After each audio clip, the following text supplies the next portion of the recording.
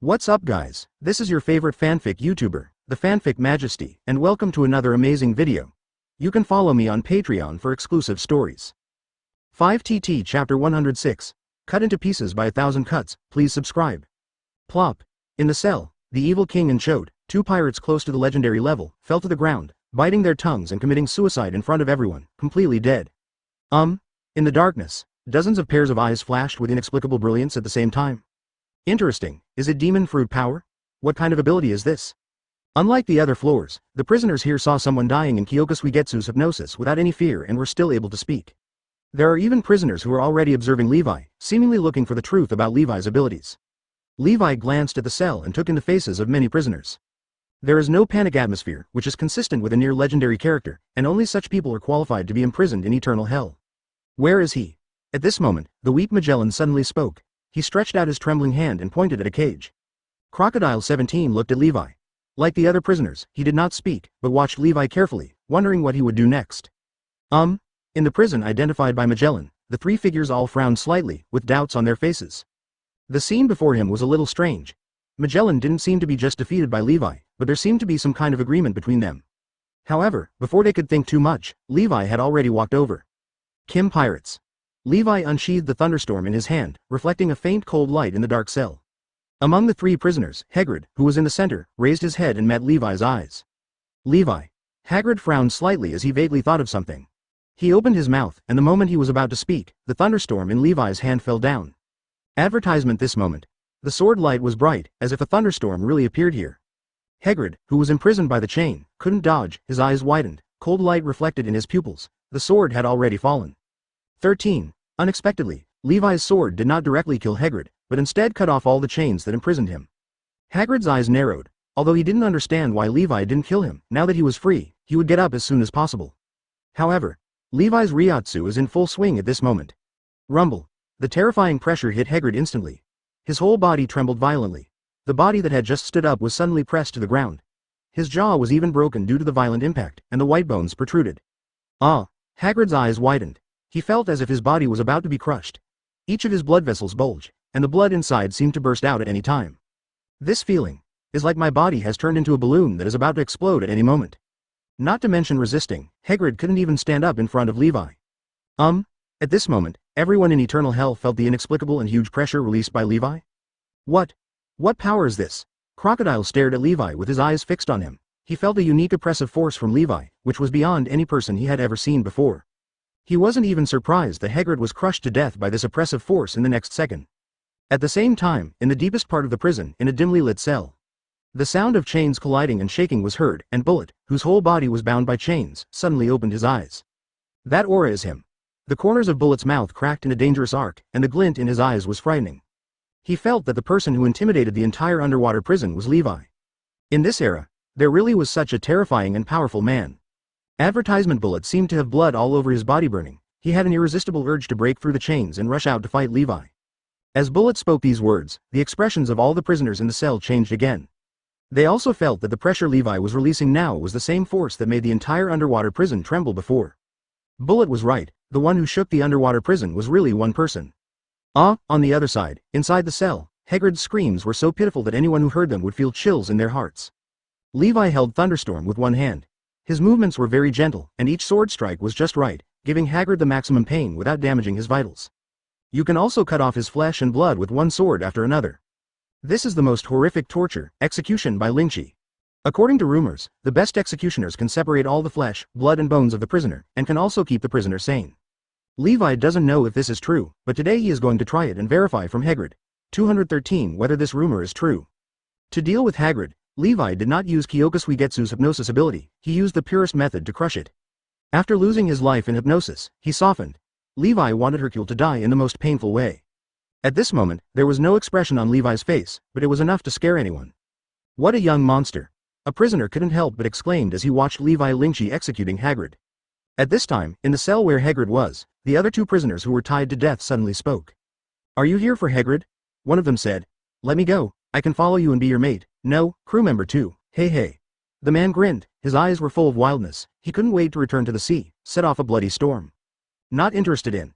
Levi said nonchalantly. He lightly stabbed the thunderstorm in his hand and picked out an eyeball from Hagrid's eye socket. It was this last move that caused Hagrid to tilt his head and completely die in the process of Liuqi. Middle. It seems the rumors are false. Levi looked at Hagrid, who was bloody but not completely bones, and shook his head slightly. Chapter 107. For a tomb. Please subscribe. With Hagrid completely dead, all the members of the Kim pirates were killed in the entire underwater prison. Levi's wrist flicked, and the thunderstorm sword edge trembled slightly. The bloodstains on it were shattered.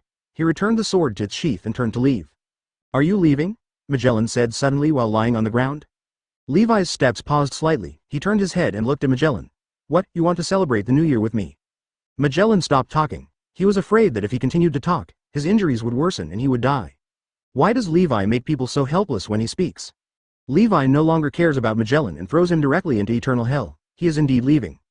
He had said from the beginning that he didn't want to waste time, he just wanted to kill those members of the Kim pirates. Now that everyone has been dealt with, he has no interest in staying in the underwater prison anymore. And just when Levi was about to walk out of the entrance to eternal hell, he suddenly turned back and looked at Ace's cell. I've seen Margot. He's worried about you. You shouldn't have captured Blackbeard. You should have listened to that severed hand. Peeved, Shanks. The calm and smiling voice echoed in the dark cell. Levi left everyone with a back view and gradually walked away. When Ace heard the words ringing in his ears, the expression on his face suddenly froze. Margot. Worried about himself? Ace clenched his fingers suddenly, because his heart was extremely complicated. He could never forgive Teach for Sage's death, and even if it happened again, he would still choose to hunt down Teach. But it was also because of his reckless actions that the other members of the White Group. Ace was lost in memories, while Jinbei next to him had a look of astonishment. Levi. Why is he laughing? Broken hands? Shanks? Advertisement. Jinbei wanted to scratch his head, but unfortunately his hands were tied with chains. Ace suddenly raised his head. He reacted and wanted to ask Levi something, but by this time, Levi had already disappeared, and he couldn't even see his back. Hey, take me out, I'll be your thug. The man in a cell of Hagrid yelled again, twisting and struggling, and his neck almost stretched out. However, Levi didn't listen to his words at all, or it could be said that Levi had already left. Stop talking, he has disappeared a long time ago and is talking into the air. Ninetales Fox Fruit ability user Catherine Dean curled her lips and shook her head slightly. It was impossible to expect Levi to let them out. Damn, this kid is so arrogant, he won't even listen. Someone turned his head and spat on the ground, with an expression of anger and helplessness on his face. I finally found an opportunity, but I didn't expect that Levi would not make it. If you knew his identity, you would know why he didn't take you. Crocodile chuckled, but he never asked you to take him out. It's not that he can't shame it, but that he knows it's impossible. The lone swordsman Levi, covered in precious blood, is destined to have no companions. Even if someone is willing to follow him, he will not be willing. For Levi, anyone around him is a time bomb. He has experienced too many deceptions. What do you mean? Caitlin Dean turned her head with a look of curiosity on her face. Precious blood. A burly figure spoke angrily. In the darkness, his eyes were bright and a light flashed away. He was a prisoner who was recently imprisoned in eternal hell, and he had a general knowledge of Levi's affairs. Taking a slight breath, the prisoner began to talk about Levi's rumors.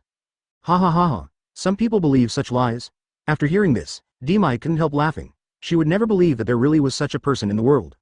This is beyond common sense. It is an iron rule that people cannot be resurrected after death. This kind of rumor can only deceive brainless fools. In the darkness, many prisoners also laughed. They also did not believe that such a person existed. However, some people's eyes flickered after hearing the rumors about Levi.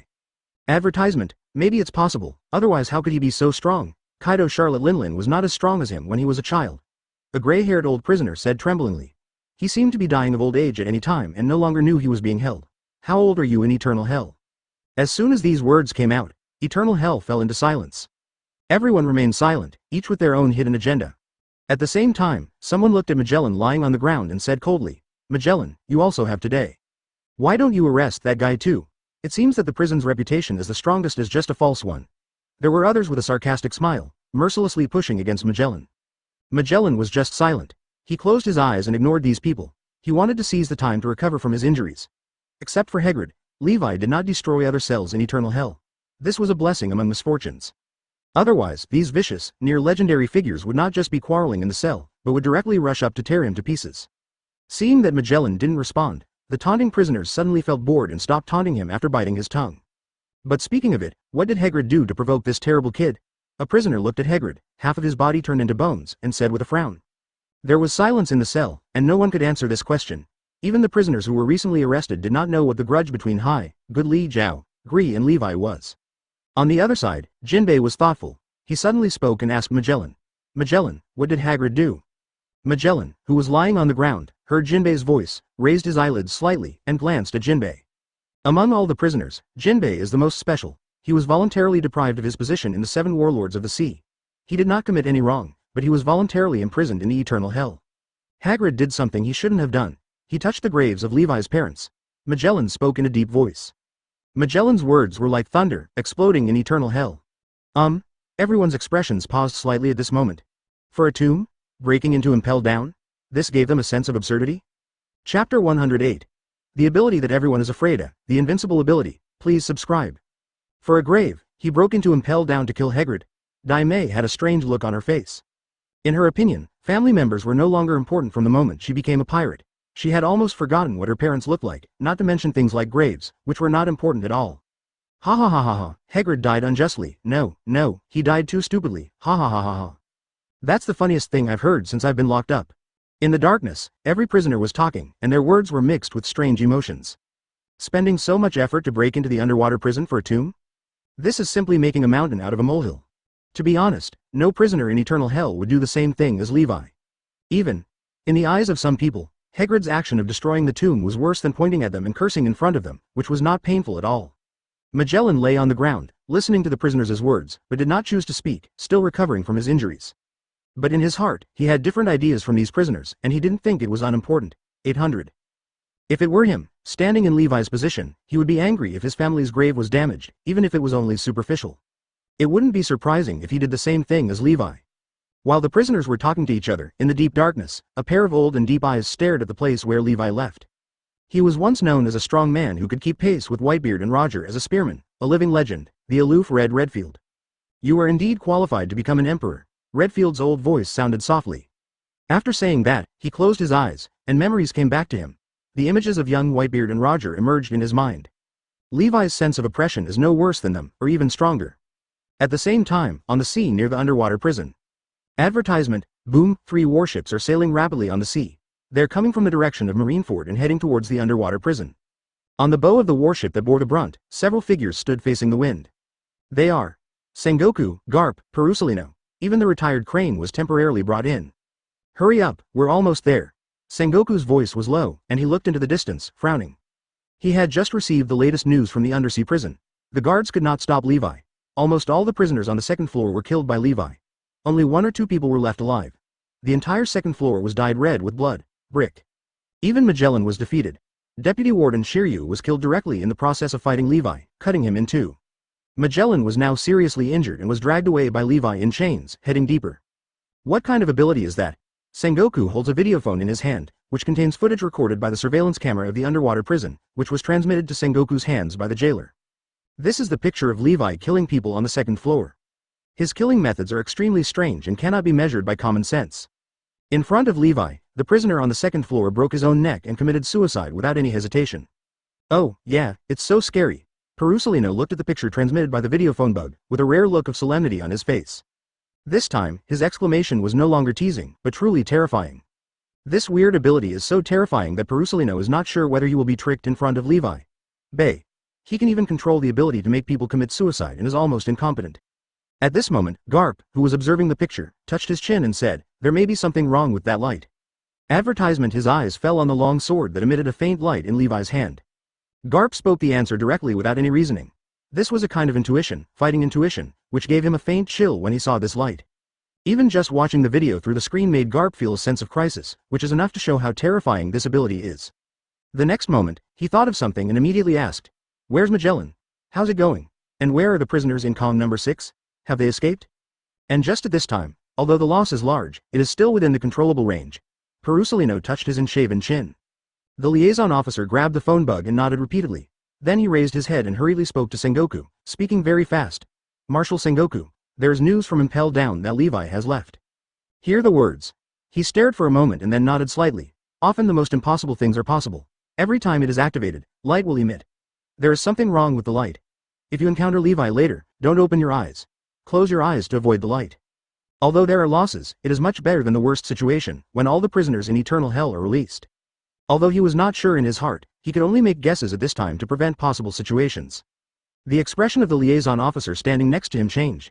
He had been in contact with the undersea prison, and just now new news came from there. The prisoners on the 6th floor were not released. Although Magellan was seriously injured, he at least survived. After hearing the positive answer, Sengoku's expression improved and he breathed a sigh of relief. Yes, I understand. As he said, I only went there to kill the Kim pirates. Crane's eyes flashed, and she spoke softly.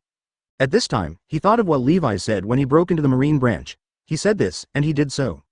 Are you late? Sengoku's complexion changed and suddenly became extremely ugly. Sengoku nodded. He also had this idea. He would rather believe what he has than what he doesn't. There is always nothing wrong with being more prepared. Several of the most critical questions were asked by Sengoku like a barrage of questions, and the liaison officer quickly told the information coming from the underwater prison.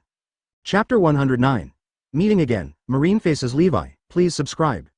The loss is not big, but the problem is, this can be avoided. Garp's eyes flickered and he spoke in a low voice. Levi is obviously going for the Kim pirates. To be honest, just kill him. With Levi's character, he will leave, and now the result is indeed the same. Maybe let him go earlier, it's the right thing to do. Having said this, Garp sighed inaudibly. Although he said this, if he were given the decision, would he do it? Still won't. Many things may seem to be the most correct answers, but is it really possible to make this choice? There are too many complicated factors, each person's position, Marine's majesty. Impel Down is a symbol of majesty and punishment, and is a method of punishment that scares all criminals. If Impel Down can let people go in and kill people at will, then can Impel Down still be regarded as the first prison, and can it still make criminals afraid? Impel Down will lose its intimidating power. As a Marine, if I make the decision to let Levi enter Impel Down and kill at will, then where will Marine get the face and dignity? If Marine can even break the iron law under him, does Marine still have the credibility to protect the world? Marine will lose credibility, and people will not feel any safe from such a Marine. Sengoku's eyes flashed. He also knew in his heart that it was impossible to really let Levi go and fight. Thinking of this, Sengoku looked into the distance and couldn't help but murmur softly. Are you leaving? Maybe this is good news. If Levi leaves, there will be no need to have too much contact with him.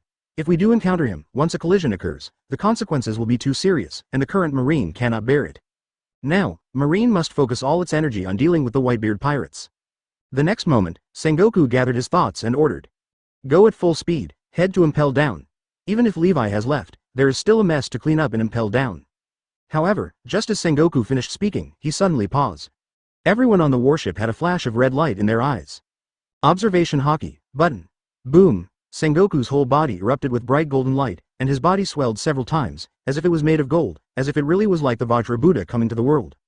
Zone Renren Fruit Phantom Beast Species Buddha Form. Perusalino raised his right hand, and the golden flash condensed into a line, turning into the sword of Tien Kong Yun and held it in his hand. Garp's body was shaken, and his hands were suddenly covered by the dark armament hockey, exuding a thick and torrential aura, like a mountain standing erect, which no one could cross. At the same time, the hands on his back suddenly dropped, and a solemn look appeared in his old eyes.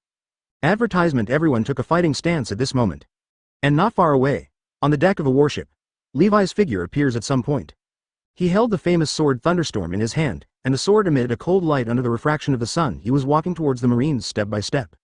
This moment, the high-speed warship was silent, no one spoke, and the atmosphere was gloomy and dropped to freezing point. Levi. Garp whispered softly, with a complicated expression. Unexpectedly, I was not going to run into Levi after all. Next to him, Sengoku, who had transformed into a Buddha, looked solemn. He was ready for a battle at any time. Even though he didn't want to collide with Levi, he couldn't hesitate at this time, otherwise someone among them would die here today. This is the deterrent power Levi brings. There are so many acquaintances. Levi's eyes swept over Garp, Perusalino, and he waved his hand and said calmly. We meet again. If Levi's indifferent look were seen by someone who didn't know, they would probably think it was a meeting between old friends. There was no murderous intention at all, but underneath the calmness there was a turbulent undercurrent, and a war could break out at any time. The next moment, Garp spoke softly.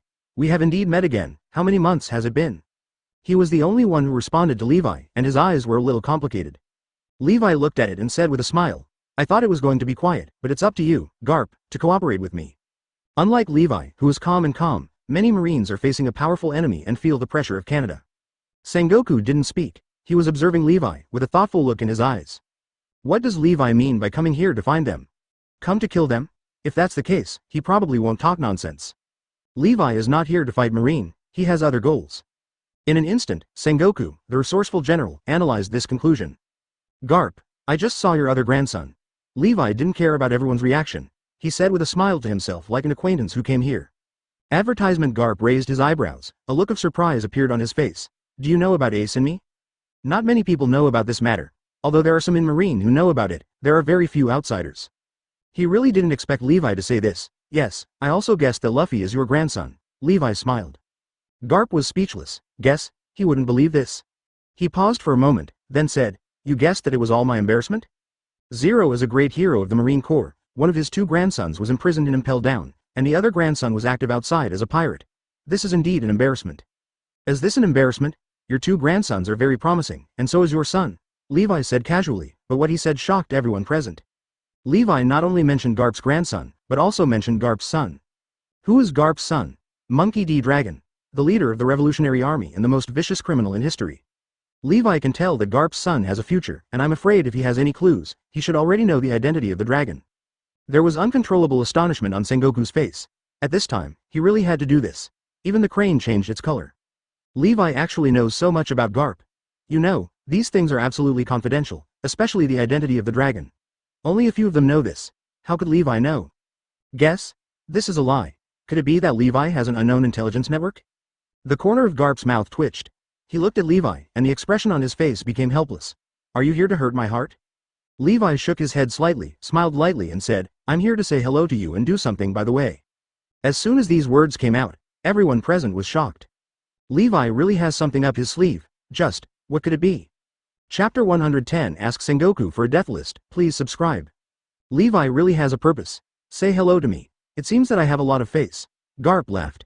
He was the only one who could laugh now. Everyone else looked heavy when facing Levi. Garp shook his head, with a smile on his face, and asked Levi, what do you want to do? You shouldn't come to fight with us. He could still laugh, and his expression was relatively relaxed, because he saw that Levi had other ideas, and if he really wanted to fight, Levi would not waste time talking to him here. This point coincided with Garp and Sengoku. When Levi heard this, he waved his hand and chuckled. No hurry, no rush, I'll talk to you later. Crane. Sengoku. Do you think this is a gathering of friends?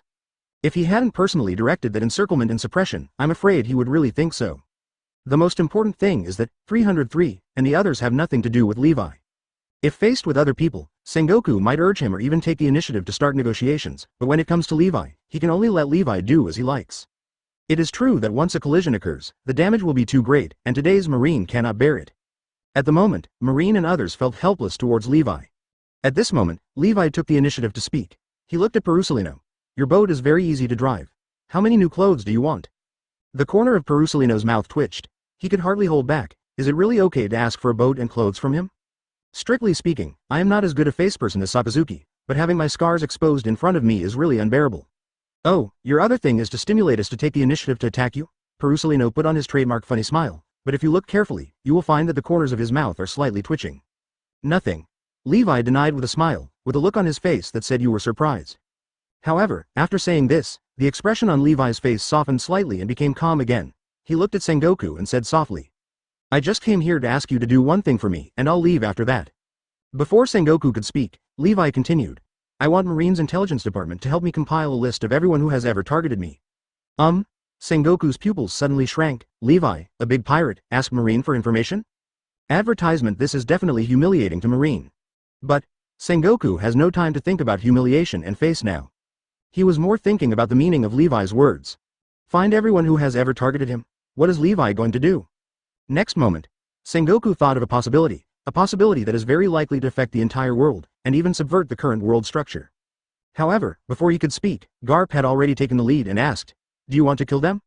Not bad. Levi smiled and nodded. Because, the tomb? Garp asked tentatively. Levi's eyes narrowed slightly, his dark eyes were extremely deep, and the magnetic words came out of his mouth.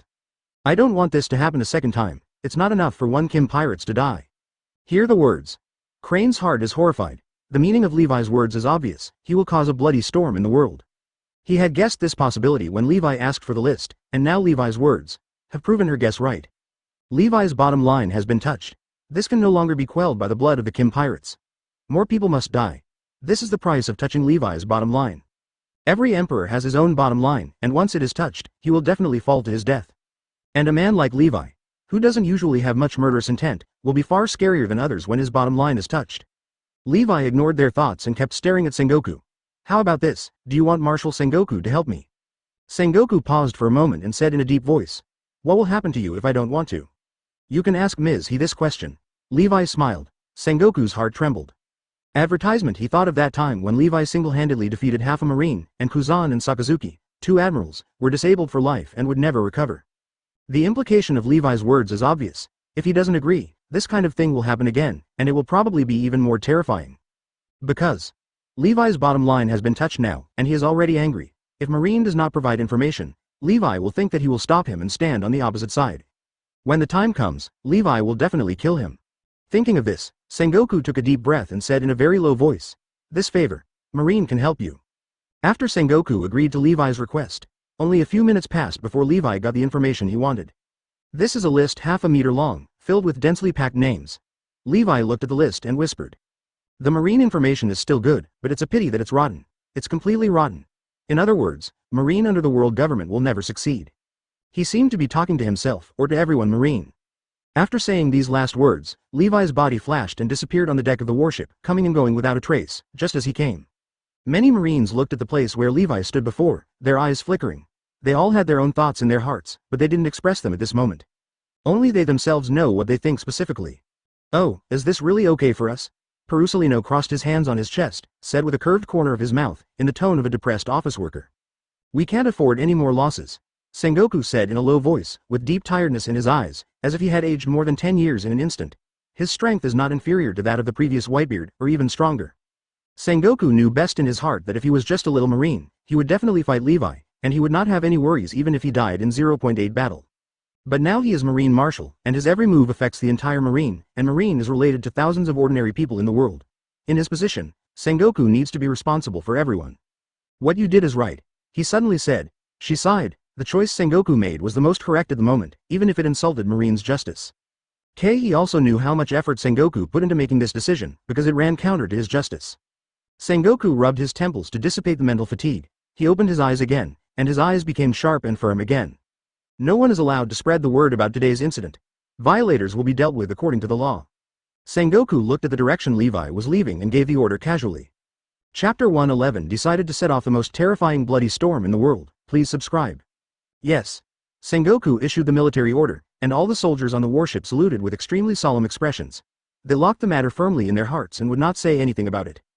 Garp's eyes flickered. He thought of something, stepped forward and asked, "Is that list fake?" No. After Sengoku finished speaking, he fell into a long silence again. He would not lie, nor would he dare. Because this matter has touched part of Levi's bottom line, and he is very clear about Levi's affairs. If he doesn't touch the bottom line and doesn't take the initiative to provoke him, he will not take the initiative to take action against Marine. Levi's character has always been like this. And now Marine is no longer able to bear the loss. Sakazuki and Kuzan have not recovered from their injuries, even the retired Tsuru. The liaison officer Marine, who witnessed the whole process, was in trance. He stared blankly at the direction Levi left, and whispered almost subconsciously. "It's obviously a list, but what I see is a piece of paper, bleeding out." The other side. Levi shuttled between the clouds. Reiatsu's amplification made his speed reach ultimate 17. He was galloping at high altitudes at several times the speed of sound, pulling out chaotic airflow on both sides of his body. After a while, he slowly stopped, stood in the air, and looked down. "My hometown island has arrived." Levi released his floating state and fell towards his parents' stone grave. Floating to the ground, Levi stared at the raised tomb in front of him. His expression was solemn, and his eyes revealed a kind of nostalgia. He stepped forward, wiped off the dust on his parents' tombstones, and performed the worship ceremony seriously. "What did you do?" Behind me, Granny Mary's voice suddenly came. She noticed Levi coming back and walking up slowly on crutches. "The Kim pirates were killed by me." Levi calmed Kaido. He meticulously placed the fruits he picked along the road under the tombstone as objects of worship. Grandma Mary was stunned. Killed. Mother-in-law Mary thought to herself that indeed, Levi was in a hurry when he left. At that time, she guessed what Levi was going to do, but now when she actually heard the result, she still couldn't help but feel. Before Granny Mary could speak again, little Susie ran over from a distance. Advertisement. Big Brother is back. Little Susie's face was filled with a cheerful smile. She was sensible enough not to disturb Levi at this time. Instead, she stood beside Granny Mary and waited until Levi finished paying homage to his parents before approaching her. "How long will Big Brother play this time?" Little Susie smiled and held Levi's hand. "Let's stay for 2 days. Levi smiled and rubbed little Susie's head. "The red fruits you gave me before were delicious. I ate them all. Then I'll bring some more for Big Brother." Seeing Levi say this, little Susie smiled even more happily. Next to her, Granny Mary looked at this scene and couldn't help but smile and shake her head. "My granddaughter is very enthusiastic every time Levi comes back. Susie, you and Levi play for a while, and I'll go back and cook for you." Grandma Mary smiled kindly, turned and walked away with her cane. The cliff is not far from Mary's mother-in-law's house, and even an elderly person's walk only takes about 10 minutes. Walking to the door, Granny Mary habitually looked at the mailbox at the door. And newspapers. Grandma Mary was stunned for a moment and took out the newspaper in confusion. This is an expedited special issue. But when she saw the headline of the newspaper clearly, her face suddenly froze. Levi invades Impel Down and kills the Kim pirates at all costs. These words, like bombs, exploded in front of Grandma Mary's eyes. She didn't expect that the Kim pirates had been captured into Impel Down. Unexpectedly, Levi actually broke into Impel Down, known as the world's largest prison, for revenge. Seeing this news, Grandma Mary was not afraid of Levi's methods. Instead, she felt a little sorry for Levi. If something like that happened, even if the members of the Kim pirates were killed, it wouldn't be able to completely wipe it out. Grandma Mary thought this way and walked into the kitchen to prepare the most delicious dinner for Levi. However, what Grandma Mary didn't know was that she was half right. The anger in Levi's heart did not subside after killing the Kim pirates. Advertisement. Therefore, in order to completely reassure himself, he decided to start the most terrifying bloody storm in the world. At this moment, the world is also in a state of shock because of Levi's actions. This urgent special report is spreading around the world at an incredible speed, and more people are aware of it. Levi, for a grave, he fought his way into Impel Down and executed everyone in the Kim pirates. This move undoubtedly frightened everyone. In fact, no one would do such a move before. Even if there was a grudge between the two, everything was over after one of them was caught in prison. But now, Levi was touched by someone and entered Impel Down, which is said to be absolutely impossible to escape from prison. And in front of all the jailers and prisoners, he slaughtered everyone in the Kim pirates with extremely cruel methods. In the entire Kim pirates, there were dozens of people, but not one of them left a complete body, and their death conditions were extremely miserable. On this day, all the pirates in the world had to be frightened. Levi showed too much strength. Just a tomb was enough to do this. They had to re-evaluate Levi's code of conduct. 2 days later, the Kazakh family is an extremely large underworld force that is deeply rooted in the kingdom of Lane. It is not an exaggeration to say that it is a plutocrat that controls the entire country. I already have an extra list in my hand. I'll be back. Levi smiled and touched her head, putting the red fruit away. Brother Levi, will you come back in the future? If you come back, I can cook it for you at any time. Grandma Mary smiled kindly, her eyes full of kindness. She knew that Levi kept his word and said he would come back, and he would definitely come back in the future. At the island port, little Susie reluctantly bid farewell to Levi to the coast. Levi smiled and nodded. He straightened up and looked towards the sea in the distance. Grandma, thank you for the meals these 2 days, they are delicious. Levi turned his head and looked at Grandma Mary, who also sent him to the shore, and smiled and thanked her. Touching Levi's relatives would lead to extremely terrible consequences, and everyone had a clear understanding of this. 780. Good. Little Susie held a large bag of freshly picked red fruits in her hands, and said slightly sadly while handing it to Levi. Hearing Levi's affirmative answer, little Susie beamed and nodded vigorously. On it, the first name, Kingdom of the Rhine, Kazakh family, Patriarch Kazakh Jones. However, only Sengoku knows that all this excitement will not end. This is just the beginning. Chapter 112 Invitation from the Queen of Darkness. Please subscribe. Kingdom of the Rhine. This is a fringe kingdom of the New World that is far away from the jurisdiction of the world government. It is not one of the countries joining the world government. It is precisely because of this that this country is far more chaotic than Balwood, but it is also far more stable than Balwood. The confusing thing is that the country is ruled by the Kazakh family, a mafia family behind the scenes. What is stable is that, at least on the surface, there is no war and order is barely maintained. At this moment, an ordinary and inconspicuous residential building can be seen everywhere on the street. This is a building that no one will remember once they take one look at it, and will forget it in the blink of an eye. However, in such an ordinary house, Stussy, one of the emperors of the Dark World and the famous Happy Festival Queen, is sitting at the main table. Behind her, several burly subordinates stood. Opposite Stussy, it turned out to be a member of the Kazakh family. The whole house is filled with arms. The goods are all here, get ready to trade. Stussy crossed her legs, perfectly showing off the curves of her long legs, which is enough to attract the attention of any man. However, no one dared to look at her legs at the moment, because this was a great disrespect to the Empress of the Dark World. Opposite Stussy, a man wearing a black coat and a vertical scar on his left eye nodded slightly and said, after checking that the goods are okay, we will trade immediately. Harry, your Kazakh family is very cautious in their actions. Stussy raised her red lips and showed a meaningful smile. She didn't know whether she was praising the Kazakh family's prudence or mocking the other party's move to inspect the goods in detail. There will be no problem with Lady Stracey's goods. Behind Stussy, a straight-looking subordinate wearing a black suit frowned slightly and said in a deep voice with a hint of dissatisfaction. Harry, who had a scar on his left eye, smiled slightly and didn't care about Stassy's change in expression. He raised his hand to indicate that his subordinates had begun to carefully inspect the goods. Seeing this move, Stussy held her cheek with one hand, assuming a bored posture. And at this time, the door was pushed open, and one of Stassy's subordinates walked over quickly. Advertisement. He bent down and whispered in Stassy's ear, "Sir Stussy, one of his subordinates encountered the 5th Emperor Levi in the Kingdom of Rhine." Huh. A glimmer of light flashed in Stassy's beautiful eyes, the bored look on her face disappeared, and an interested smile appeared at the corner of her mouth. She straightened up, thought for a moment and said, "Go and invite Levi over. Be sincere and don't be an enemy." Yes. Upon hearing this, the subordinates immediately nodded, turned around and left.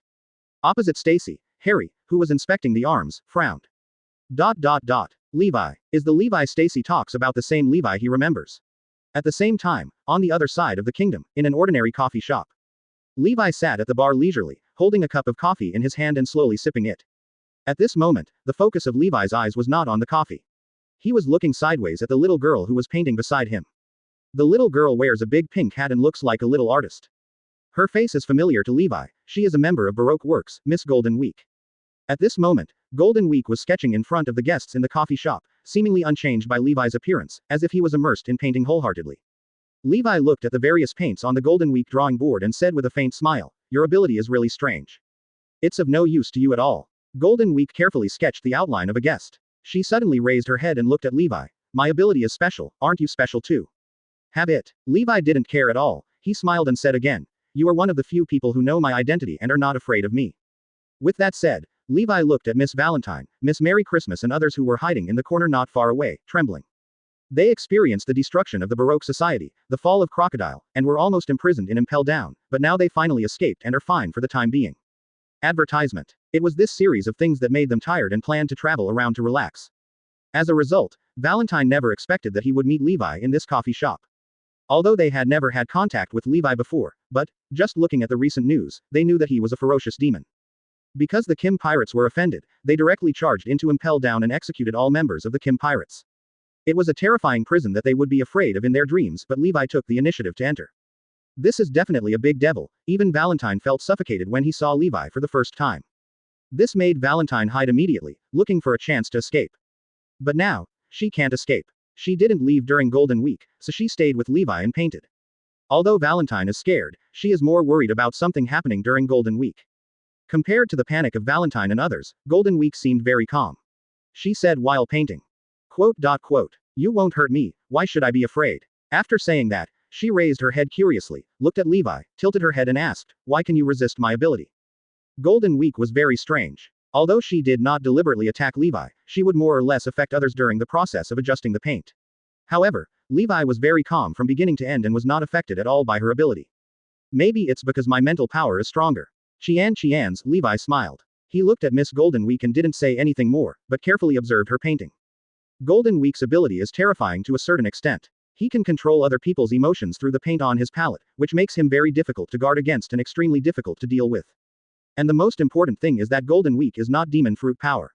Her ability to manipulate other people's emotions is a kind of spiritual ability. And in this world, the greatest power comes from within. There is a saying that the reason why Roger became the Pirate King is because he has the ability to listen to the voices of all things, which is also a spiritual ability. The only pity is that Golden Week has some problems with her character. If not, she would definitely be very powerful. If your ability is used in other aspects, it can change the world. Levi suddenly spoke softly. Chapter 113. The Invitation, the answer Levi wants, please subscribe. Change the world. Not interested. Golden Week shook her head. She was immersed in her own world, carefully painting the green plants in the coffee shop. At this moment, a hurried man walked past Golden Week, and a drop of green paint splashed out from the end of the brush and fell on him. The man paused in his steps, and the expression on his face seemed to be stuck. His anxiety suddenly solidified, and he actually put on a leisurely look. Although my wife is about to give birth, I still can't help but want to sit down and drink a cup of tea. The man suddenly laughed stupidly, stopped walking to himself, and turned around to go back to the sofa and sit down. Seeing this scene, Levi's eyes were deep. This is Golden Week's terrifying ability. He can use paint to mix colors to hint at others and control their emotions. Green paint represents leisure. To some extent, this ability is similar to Aizen's Kyoka Suigetsu, complete hypnosis. Golden Week raised his head and glanced at him, restrained his abilities slightly, and the leisurely-looking man returned to his hurried look, and immediately rushed out of the coffee shop. Looking at Golden Week's ability to restrain himself, Levi smiled and didn't say anything else. He just drank coffee and quietly watched Golden Week paint. In fact, Golden Week is theoretically an alien to him. He has abilities that are incomprehensible without devil fruit. Moreover, Golden Week is very similar to him, both are people with very low requirements for reality. Brat. Levi suddenly spoke. Before he finished speaking, Golden Week immediately turned his head, looked at Levi seriously and said, I'm not a little guy, I'm 16 years old. Huh, are you 16? Levi was stunned for a moment. He had read the original work, but that didn't mean he knew everything. Golden Week looks just a little bit older, and is actually 16 years old. Isn't it similar? Golden Week replied casually, turned his head, did not dwell too much on this topic, and continued to sketch seriously. Quite similar. Levi smiled. Advertisement. He got up and walked to the coffee table to pour himself coffee. The waiters in the store were all afraid of Levi, and they all hid far away. No one dared to make any move. Pour BHFB, me a cup of tea, thank you. Golden Week's voice suddenly sounded. Levi looked behind her. Golden Week was too short. The coffee table was half a body taller than her, and she couldn't reach it even if she stood on tiptoes. Levi smiled. He didn't mind this effort, picked up the black tea set next to him and prepared to pour a cup for Golden Week. Jingle. At this moment, the doorbell of the coffee shop rang, and a man in a black suit who looked very meticulous and strict walked in. Like an old gentleman, he bowed deeply to Levi. My lord, Queen Stussy invites you to join us for afternoon tea. Oh, Levi put down the poured black tea and frowned. Stussy. He remembered this name, one of the emperors of the underground dark world, one of the few female emperors, which shows that her methods are powerful. It's free of charge, so of course I want to go. Levi said with a slight smile, but he didn't refuse. After speaking, Levi brought the poured black tea to Golden Week. Thank you. Painting Golden Week raised his head and thanked Levi seriously. Levi smiled, said nothing more, turned around and walked out of the coffee shop, followed the meticulous man, walked onto the carriage parked in front of the coffee shop, and headed in 10 directions. Watching Levi go away completely, Valentine and Christmas in the coffee shop dared to come out. Are you okay? Valentine quickly walked to Golden Week and looked at her carefully, fearing she would be hurt. No. Golden Week shook her head. She looked at the black tea on the table and said thoughtfully, he is a good man, a pretty nice person. That's because you don't know how scary he is. Valentine saw that Golden Week was fine. He was relieved at first, and then quickly explained, you rarely pay attention to the news from the outside world. This man is a devil who dares to break in even Impel Down. Advertisement. Golden Week heard that there were not many changes. Quote. It's scary anyway. Now that he has come to the Rhine Kingdom, there will definitely be no peace. Otherwise, we should leave early. Valentine was still frightened, and there was still a faint fear on his face. Christmas nodded quickly. Who knew that she would meet such a terrifying person during a trip? She had no intention of relaxing at all and just wanted to leave quickly. On the other side, there was a carriage that had already traveled half a street. Levi crossed his legs and held his cheek with one hand, his eyes half lidded and half opened, and there was a flash of thought in his deep eyes. He was thinking about Golden Week's ability. This kind of spiritual power can be said to be a superpower or a supernatural power. How was this ability born? Nature or nurture? Can I learn? This question came to Levi's mind, and he became very curious about this ability. He has always lived a free life, but there are always people making trouble. After living like this for a long time, Levi also developed some bored thoughts. I should find something to study. Levi raised his eyes, lifted the curtains of the carriage, looked at the crowded streets, and murmured softly. Master Levi, do you have any orders? Next to the carriage, the meticulous man in a black suit heard Levi's voice, but did not hear the details clearly. He stepped forward, lowered his head and asked Levi respectfully. No, what's your name? Levi said flatly. My wife, Claire David, just call me David. The black suit whispered. If you want to learn something, what do you think it would be good to learn? Levi was not condescending. Instead, he was asking seriously. He wanted to know an answer. David thought for a moment and gave what he thought was the most accurate answer: how to make money. Oh, a smile appeared on Levi's face, and he asked a question that surprised David. What do you think of learning to draw? Chapter 114. Looking for your ideal, please subscribe. Learn to draw. David didn't expect Levi to ask this question. He thought seriously for a moment and tentatively said, painting is good, it cultivates sentiment. Levi chuckled. To cultivate sentiment. Painting during Golden Week goes beyond cultivating sentiments. After David finished speaking, he carefully explored the changes in the expression on Levi's face. Seeing him smile at this moment, he felt a slight pause in his heart. What is this terrible emperor laughing at? Could it be that my answer was wrong? David didn't know. He couldn't figure out Levi's thoughts, and he was on pins and needles when facing Levi. What do you think is the best thing for a person to do when living alone in this world? Levi suddenly spoke again. Hearing this, he was really stunned. He really didn't know how to answer this question. At first glance, it sounds like a philosophical question. As a subordinate of the Underworld Queen, he doesn't have time to think about philosophy. Levi didn't care about David's reaction. Rather than asking David, it was better to say that he was asking himself. Through the cracks in the carriage curtains, Levi looked at the pedestrians on the road. They shuttled through the streets. Thousands of people, some were worried, some were anxious, some were happy, some were confused and helpless. But no matter rich or poor, strong or weak, they all have what they want to pursue. Even those who look confused, they also have pursuits. Song is confused about how to achieve his pursuit. What is your pursuit? Levi held his chin with one hand, looked away, and let his thoughts wander. I can't go back to Earth. Living in this world, traveling all my life. It seems a bit boring to think about it. He pondered in his heart and had a lot of thoughts. When he first started traveling, he really felt unfettered and free. But now, after such a long time, he has gradually become tired of it. What is my ideal? Levi narrowed his eyes and couldn't help but think about this problem in his mind. In the past, his ideal was to live a stable life, but in fact, after a year or two, he felt that he might feel bored if he continued like this. Because he doesn't really want to do anything, even traveling is just because staying in one place for a long time will attract other people to covet him. Advertisement. Maybe I should ask about other people's ideals. Levi's eyes flickered. He didn't know what he should do. At this time, he might gain something by listening to other people's ideas. At least, Levi felt that his brief conversation with Golden Week made him discover something and decided to make changes. David looked at Levi, and he suddenly felt that the Emperor's temperament had changed. This is a very complex temperament. It is like an aloof warrior standing on the top of the mountain, overlooking the vast land alone, like a snow lotus growing alone, swaying in the wind, no matter what, it will not bend.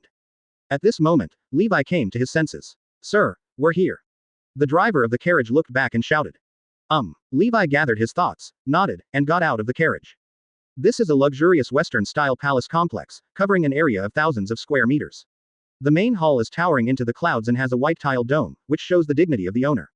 And in front of the main door of the main hall, a beautiful figure stood there. She has short wavy golden hair, which is even more dazzling in the sun, and a red dress that perfectly displays her graceful curves. What is even more eye-catching is the face with a slight smile, which is delicate and noble. Standing here, you can know without any background that she is the aloof queen. This is the Empress of the Dark World, Stussy, known as the Queen of the Pleasure District. She completed the deal with the Kazakh family and returned to her castle palace to host a banquet for Levi. Seeing Levi get off the carriage, Stussy raised her red lips, showed a just right smile, walked towards Levi, and took the initiative to greet him. It's better to see once than to hear for a long time. The fifth emperor is indeed outstanding. Stussy walked up to Levi, stretched out her catkins and said with a smile, I'm glad you can come. Are your subordinates satisfied with your reception along the way? Not bad, Levi said, shaking hands with Stussy politely, and left almost as soon as their fingers touched.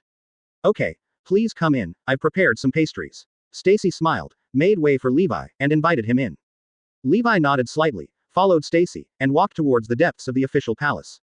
Advertisement. As the Empress of the Dark World, Stussy's residence is indeed extremely luxurious. Famous flowers and plants can be seen everywhere. Expensive carved stone statues stand throughout the courtyard, adding an extra level of dignity to its owner. 10. Levi made a rough estimate and found that the decorations in the courtyard alone were worth hundreds of millions of belly, not counting the cost of the main body of the palace. This may not sound like an exaggeration, but in fact this is just one of Stussy's temporary resting places. As the Empress of the Dark World, she cannot stay somewhere for a long time. She has power points all over the world, ready to stay at any time. Mr. Levi, we're here. Stussy stopped. She took Levi to the top of the palace, which was a balcony specially built for afternoon tea, with expensive white jade tables and chairs placed in the center. From this commanding height, you can take in the entire Rhine Kingdom with just a glance. This is enough to show Stussy's ambition. Even when drinking afternoon tea, she has to be condescending, just like an emperor who rules over the entire kingdom. 0. 4 maids stood at the four corners of the balcony. When they saw Stussy and Levi coming in, they immediately came forward and the two pulled out the seats. Please sit down. The maid on the left bowed slightly towards Levi and made a gesture of invitation. Levi was unrestrained, sat down openly, picked up the teacup and shook it gently. Stussy looked at Levi, who was speechless, and took the initiative to ask with a smile, aren't you curious why I invited you here? Oh, why do you go to such trouble to invite me here? Levi took a sip of tea and asked calmly.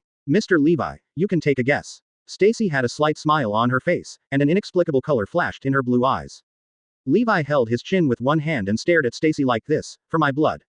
Although everyone in the world wants to get Mr. Levi's blood, it is not that tempting to me. Stussy smiled and shook her head. She raised her hand, and the maids around her immediately understood and came up with exquisite pastries. Each portion was dragged on an expensive porcelain plate and placed neatly on the table. I said, I invited you to meet because I wanted to be your friend. Do you believe it? Stussy picked up a piece of donut, broke it gently, and put it into her red lips elegantly. Fifth update. Attached is a picture of Stussy, you can see it by clicking on the upper right corner. Chapter 115. Become your underground enchantress, the queen beneath one person and above 10,000 people. Please subscribe. Friend. Levi smiled. Do these two words really exist for him? He did not answer whether he believed it or not, but changed the topic. I want to ask you a question. What is your ideal? After Levi asked this question, he kept looking into Stussy's eyes, as if he wanted to see through her heart and get his own answer. Stussy was slightly startled. What does Levi's words mean? She didn't think Levi was really asking about his ideals, and there must be no other meaning hidden under this sentence. Just, what does this mean? Stussy was confused. She raised her beautiful eyes and met Levi's gaze. She saw a pair of dark and deep eyes, and she could not guess any emotion from such eyes. Stussy frowned slightly. The next moment, she was suddenly startled, and her feelings were brief. 7 Kingdoms 7. She could faintly see a kind of desire in Levi's eyes. Levi, what are you longing for? Stussy calmed down her thoughts slightly, her eyes flickered, and she said softly, my ideal, to become the world's #1 underworld female emperor. I want to control the world's underground arms trade and become a woman that no one can replace. The Queen of Arms. Stussy's words reveal a strong ambition, an ambition that is not willing to give in to others. She wants to be the #1 in the world and be stronger than anyone else. Hear the words. Levi smiled and said noncommittally, is this what you really think? Nature. Stussy nodded. After receiving a positive answer, Levi did not ask any more questions, picked up the teacup and tasted it slowly. Stussy looked at Levi. She thought for a moment and then asked with a smile. You asked me about my ideal, so what is your ideal? I have no ideals. Levi shook his head and said calmly. No. Stussy's eyes flickered. She is still not sure what Levi means by these words. Is he implying something? Advertisement. Stussy knows that people like Levi rarely speak clearly, but instead hide information. This is the so-called sharp tongue. However, this time, Zheng Qingxi couldn't guess what he meant. At this moment, Levi spoke again. He put down the teacup and said with a faint smile. My previous ideal was to live a quiet life, but now I feel that this ideal is boring. How about you help me think of an ideal? The 5th emperor really loves to joke. Stussy was slightly startled and joked in a joking tone. I'm not kidding, I'm telling the truth. I wanted to find something interesting to do, but I couldn't think of anything at the moment. Levi picked up a piece of pastry from the plate that the maid was holding before she could put it down, and put it in his mouth. If you were me, what would you do? Levi spoke again, looking at Stussy with his eyes. Hear the words. With a smile on her lips, Stussy's tone of voice suddenly changed, showing great strength and iron-bloodedness. If I were you and I had your strength, I would control the whole world and rule the whole world. No, I'm going to change the whole world. Change the world. Levi chuckled. He didn't say anything, but picked up another piece of cake and tasted it slowly. Stussy showed a faint smile. Levi, I didn't invite you here for your blood. She looked at Levi, her beautiful eyes revealing an ambition that was ready to come out. With your strength, plus my ability, we can control the world, become the strongest force in the world, and rule the world's underworld. Levi looked at her with interest, crossed his legs, leaned back on the seat, and said casually, if I cooperate with you, according to your wishes, you will betray the CPO behind you. At this moment, Stussy's pupils suddenly narrowed. She didn't expect that Levi would directly point out that the CPO was behind her. As the Empress of the Dark World, Stussy also has another level of identity, a CPO member of the CP organization. There are very few people who know this, and even only the top few people in power in the world government know it. But now, Levi actually revealed this secret directly. The next moment made Tracy smile. She waved her hand, and most of her subordinates left, leaving only a few young and beautiful maids. Levi watched all this. He didn't know what Stussy was going to do, but he still drank tea calmly. Stussy suddenly stood up. She looked at Levi, stepped forward with her perfect long legs, and sat directly on Levi's lap. As long as you are willing, betrayal doesn't matter. Advertisement. Stussy caressed Levi's cheek, her eyes full of inexplicable color. I can be your woman, your underground enchantress, and the queen above all others. The warm fragrance blew on Levi's face, and he could clearly feel Stussy's softness from such a close distance. However, Levi remained unmoved. You dare to betray even the CPO, but I don't dare to cooperate with you. He chuckled and raised his teacup to drink. Stussy raised her white palm, took the teacup from Levi's hand gently, and took a sip at the place where his lips touched. She lowered her body and whispered in Levi's ear, it's not about cooperation, but about becoming a couple and advancing and retreating together. Levi's eyes flashed slightly. Many women's first time is very important. I also value it very much and regard it as the first life. As she said that, Stussy placed her palms in front of Levi's strong chest. As long as you are willing, I can give it to you at any time, and I will be completely devoted to you. What do you think? Stussy said softly, her red lips almost touching Levi's earlobe. At this moment, she is like a witch who leads people to fall into the abyss, exuding a crazy temptation. Levi's heart was like Shisui. He quietly looked at Stussy. She was a very ambitious woman, but also very straightforward. She put everything on the table and would not hide anything. Levi is thinking about becoming a true emperor of the sea from now on. Although he is called the fifth emperor by the world, 2.3 is actually completely different from Whitebeard and the others. Levi has no power of his own and is alone. A smile appeared on the corner of Levi's mouth. This might be a good choice. He has been resisting alone all this time. If he had his own power, many troubles could be avoided. And this force can also have one person help manage it and help him solve the troublesome people or troublesome things that want to approach him. Thinking of this, Levi's eyes flashed. I have no idea of ruling the world, but what you said is somewhat interesting. Levi's eyes met Stussy's. Next moment, Stussy came forward with a sip of tea in her red lips. Stab it. The sound of clothes being ripped apart and Stussy's cute smile sounded at the same time. Chapter 116. Seize the authority to the top of the world. Please subscribe. On the luxurious balcony, rays of sunlight shine in. On the ground were torn pieces of clothing. The maids lowered their heads quietly, looking at their noses and hearts. No one spoke at this time. But they all know what this means. Everyone's heart is shocked. Everything happening before our eyes represents the cooperation between the Queen of the Dark World and the Fifth Emperor. No, Stussy and Levi's partnership is not. They will impact the entire world. After this situation lasted for a while, the shaking tables and chairs came to a halt. Stussy was lying on the chair with a reddish complexion, covered with Levi's coat. Levi sat aside. He took out a piece of paper with names written on it and handed it to Stussy. Get rid of everyone on this list. Their territory is yours. You can tell the outside world that it is me. The meaning of. Stussy stretched out her hand from under her coat and took the list containing hundreds of names. Her blue eyes narrowed, and a glimmer of light flashed through her eyes. Some of the names on it, she had some memories of, they were all people who had targeted Levi. In other words, is this list Levi's revenge list for the past? You want my help, then show me your abilities and don't let me down. After Levi put on his clothes, he turned around, facing away from Stussy's plane opening. I've already proven it, and you still want to test me. Stussy held the list in hand and pursed her red lips.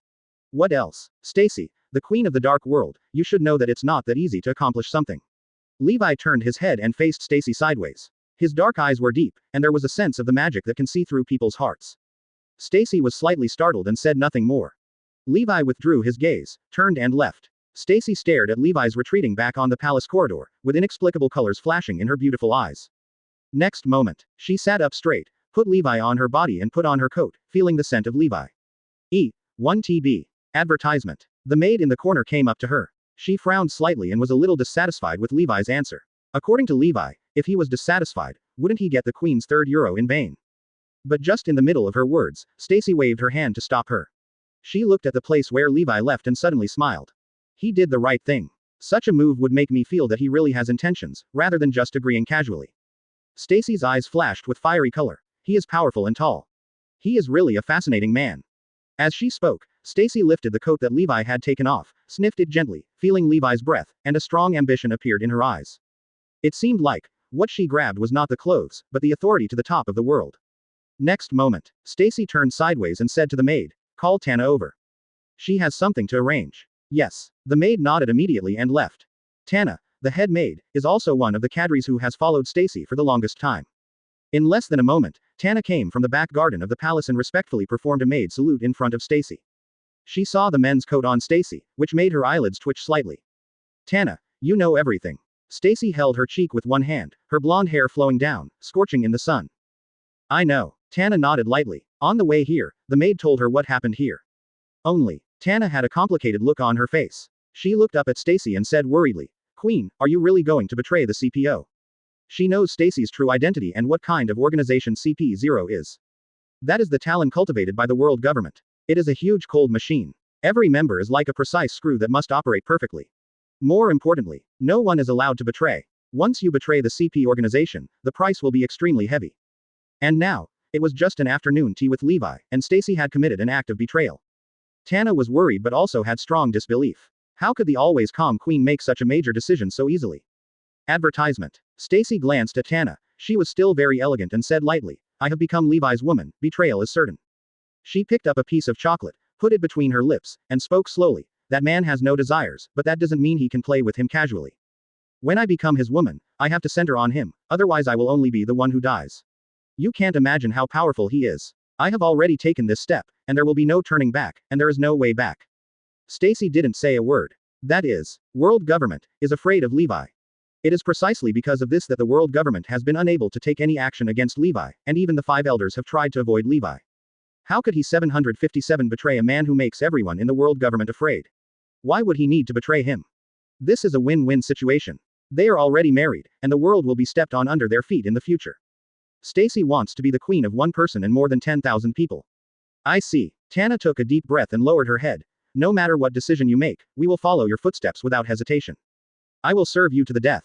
All the maids knelt down at this moment and swore allegiance to Stussy. No matter what decision Stussy makes, even if it is to rebel against the world government, they will follow it without hesitation. This is Stussy's team, a group of 100% loyal subordinates. 17. The corners of Stussy's mouth raised slightly, and she looked at the sky outside the window. Night gradually spreads and will dominate this land. ... It's dark and windy at night. Next moment. Boom. Terrifying roars were heard in the distance, and the blazing light illuminated the darkening night sky, as if it was about to ignite the entire Kayan kingdom. In the distant direction, a sky-high explosion flame ignited, and the terrifying aftermath of the explosion struck all sides, and the airwaves roared like a roaring lion. That direction is the residence of the Kazakh family. Chapter 117. Purge, wipe the underworld chables from the world. Please subscribe. Boom. A violent explosion suddenly erupted at the Kazakh family residence. Thousands of tons of explosives were ignited at the same time, and blazing fire shot into the sky, as if a little sun was born here. The entire Kazakh family residence was engulfed in flames. Rumble. The next moment, airwaves and sound waves rushed out, like a torrential flood, sweeping in all directions. In an instant, the ground shook, and the land seemed to have turned into ocean waves. The waves rolled and shattered, creating huge cracks. The glass of the buildings near the station was all shattered. Kushi was extremely shocked. In the Western-style palace, Stussy was sitting on a chair, staring intently at the fire in the distance, with inexplicable colors reflected in her blue eyes. It seemed like this was a grand fireworks to her. At the same time, David, who was wearing a black suit, walked up quickly. He knelt down on one knee towards Stussy, with strong fear and astonishment on his face, and his pupils narrowed slightly. Queen, there is news from spies outside that the Kazakh family has been attacked and the arsenal has been hit hard. David lowered his head, took a deep breath and continued. All the arms and explosives were detonated at the same time, and the entire family station was reduced to a sea of flames. The subordinates saw with their own eyes that the villa where the patriarch lived was blown away by the airwaves generated by the explosion in the underground arsenal. One figure after another fell into the flames. Preliminary speculation. In an explosion of this scale, no one can escape. This sea of fire. Quote. And almost as soon as David finished speaking, another subordinate in a black suit rushed over in a hurry. The Kazakh family branch 50 nautical miles away from the Kingdom of Liang was attacked by strong men. The entire branch was wiped out, and no one was left alive. At the same time, another female subordinate rushed to the balcony. Sir, the Kazakh family branch on Jijiga Island was attacked by strong men, and the sword light falling from the sky penetrated the station. Quote. On the island of Weiyar. One piece of information came quickly after another, each one representing the destruction and death of at least 1,000 people. The maids listening around seemed to smell the smell of blood. An invisible sea of blood is spreading on the balcony, flooding the world. By this time, all the maids present were pale and full of fear. Everyone can predict that the Kazakh family is not far from extinction, and those all over the world are also being wiped out. This mafia family, the mafia family that has ruled the Rhine kingdom for hundreds of years and has been passed down for several generations, just like this, came to destruction. Advertisement. Only half a day ago, the queen had made an arms deal with them, but now it has become history forever. The maids were all trembling. They all thought of the man who disappeared at the end of the corridor. Levi. Now in the entire kingdom of Rhine, he is the only one who has this ability. I know. Stussy listened to David's report without looking back, always staring at the burning Kazakh family residence in the distance. In this sea of fire, what she saw was not the withering of life and the destruction of the mafia family, but a supreme authority that is being born in nirvana. A sickly flush appeared on Stussy's fair cheeks. This is him, that powerful man. The Kazakh family is like a toy in his hands that can be crushed in an instant. Stussy lowered her head slightly and looked at the list in her hand filled with hundreds of names. The next moment, she raised her head, and the sickly flush on her face had disappeared, replaced by a look of chilling, and a bone-chilling chill bloomed in those azure eyes. Arrange the manpower, and when the time is right, all the names on this will be erased from this world. Quote. Tana and David both trembled and immediately bowed their heads in response. They knew that there was going to be a bloody storm, and the Empress of the Dark World was going to join forces with the Fifth Emperor to cleanse the world with blood. At the same time, on the other side of the Kingdom of Liang, at the port near the sea. Hurry up. Valentine hurriedly took Golden Week's little hand and walked quickly towards the port, followed closely by Christmas, Two Finger and a few others, all with varying degrees of fear on their faces. After meeting Levi, they immediately left the Rhine Kingdom without stopping, and all thoughts of traveling and vacation were forgotten. If they don't leave Levi's place for a moment, they can't feel at ease for a moment. The ship is coming. Christmas suddenly shouted excitedly. I saw, on the sea level in the distance, the shadow of a cruise ship slowly emerged, heading towards the port from a distance. Advertisement. This is the route ship that Valentine and the others are going to take, and now they have finally arrived. I can finally leave this place. Valentine looked at the slowly approaching ship and finally breathed a sigh of relief. This Rhine Kingdom is really not peaceful at all. You can always hear the roar of something, he said with a frown on his fingers. Since about 10 minutes ago, there has been a faint roar coming from the horizon. It is too far away and I can't tell what it is with my fingers. But as a senior agent, her perception and experience tell her, this is definitely not a good thing. At this same time, a commotion occurred at the port. I saw a man running over in a hurry, rushing to the workers working at the port, grabbing his shoulders, shaking him hard, and shouting. Brother, we don't have to worry about being threatened anymore, the Kazakh family is on fire. The man's face was filled with shock and excitement. There was a big explosion at the station. Everyone died. Nearly 10,000 people in the entire family died, and no one came out alive. After saying this, the excitement on the man's face subsided slightly, and there was a trace of panic in his expression. I heard that the Kazakh family provoked a person, and he wiped out the entire family alone. What you said, is it true? The worker was stunned. 6 months ago, in order to treat his mother's illness, he borrowed a loan from a Kazakh family at a high interest rate. In just 6 months, the multi-million-dollar amount increased by 10%. $1 million Baileys. Their poor family couldn't even afford 100,000 belly, let alone 1 million belly. This forced my brother to work multiple hours a day, Zhao Hao, to pay off the debt. However, the salary was still a drop in the bucket. He could barely repay the interest every month, and he didn't know when the principal would be repaid. But now, the Kazakh family has been wiped out. Upon hearing the news, the worker was stunned and could not recover for a while, as if he was in a dream. Compared with the worker's stunned expressions, the faces of Qingrenji and others showed obvious fear. They had heard about the Kazakh family, and they heard that they targeted Levi 6 months ago. Now, the entire Kazakh family has been wiped out, nearly 10,000 people in total, and no one is left alive. And Levi happened to be in the Rhine Kingdom. Who did it? Has been revealed. Marion, do you still think Levi is a good person? He is simply an out-and-out devil. He has killed tens of thousands of people at will. Valentine looked at Golden Week blankly and spoke almost subconsciously. There was strong fear in her eyes. Chapter 118. He is a demonic executioner covered in blood. Please subscribe. Listening to Valentine's words, Golden Week showed no expression on his face, neither objecting nor approving. Marion, Levi is really not a good person. We should take a detour when we see him in the future. He spoke with both fingers, and couldn't help but shudder as he spoke. He can become the Emperor of the Sea, he is definitely a devil. Christmas said firmly. Yes, no one who can become the Emperor of the Sea is easy to get along with. They are all executioners with blood on their hands. Valentine nodded repeatedly and added in an emphatic tone, for fear that Golden Week would not take him seriously. The ship has arrived. Golden Week was still very calm. After listening to everyone's words, she opened the thermos cup in her hand and took a sip of the refreshing green tea. At the port, the commercial cruise ship is already docking to the shore, and boarding can begin one after another. Let's go. Leave quickly. Valentine said no more after hearing this. She clutched the ticket in her hand and walked to the cruise ship with Golden Week. The crew on the ship lowered the long retractable staircase and shouted anxiously, "Get on the ship quickly, everyone, please hurry up. This docking time will not last more than 10 minutes, and the cruise ship will leave after the time limit is exceeded." His lips were trembling a little. Just now, the Saint Marianne received news that changes had occurred in the Rhine Kingdom. The entire country was undergoing drastic changes and wars were raging. Levi attacked the Kazakh family's residence, turning the huge family into a sea of flames, and tens of thousands of people died in Shanghai Huochen. This made the crew members' minds tremble, and they couldn't help imagining the horrific scene in their minds. As a commercial cruise ship, the Saint Marianne was supposed to dock in the Rhine Kingdom for an afternoon so that tourists could disembark for shopping or play. However, after an accident, the time was shortened to 10 minutes. If Captain Joseph hadn't been in charge, the Saint Marianne wouldn't even have docked in the Rhine Kingdom. I'm coming. The tourists also looked panicked and quickly boarded the boat, not daring to stay any longer. The kingdom of lying has become a place of right and wrong. Valentine took Golden Week and squeezed into the front, rushing to be the first batch to land on the St. Mary's.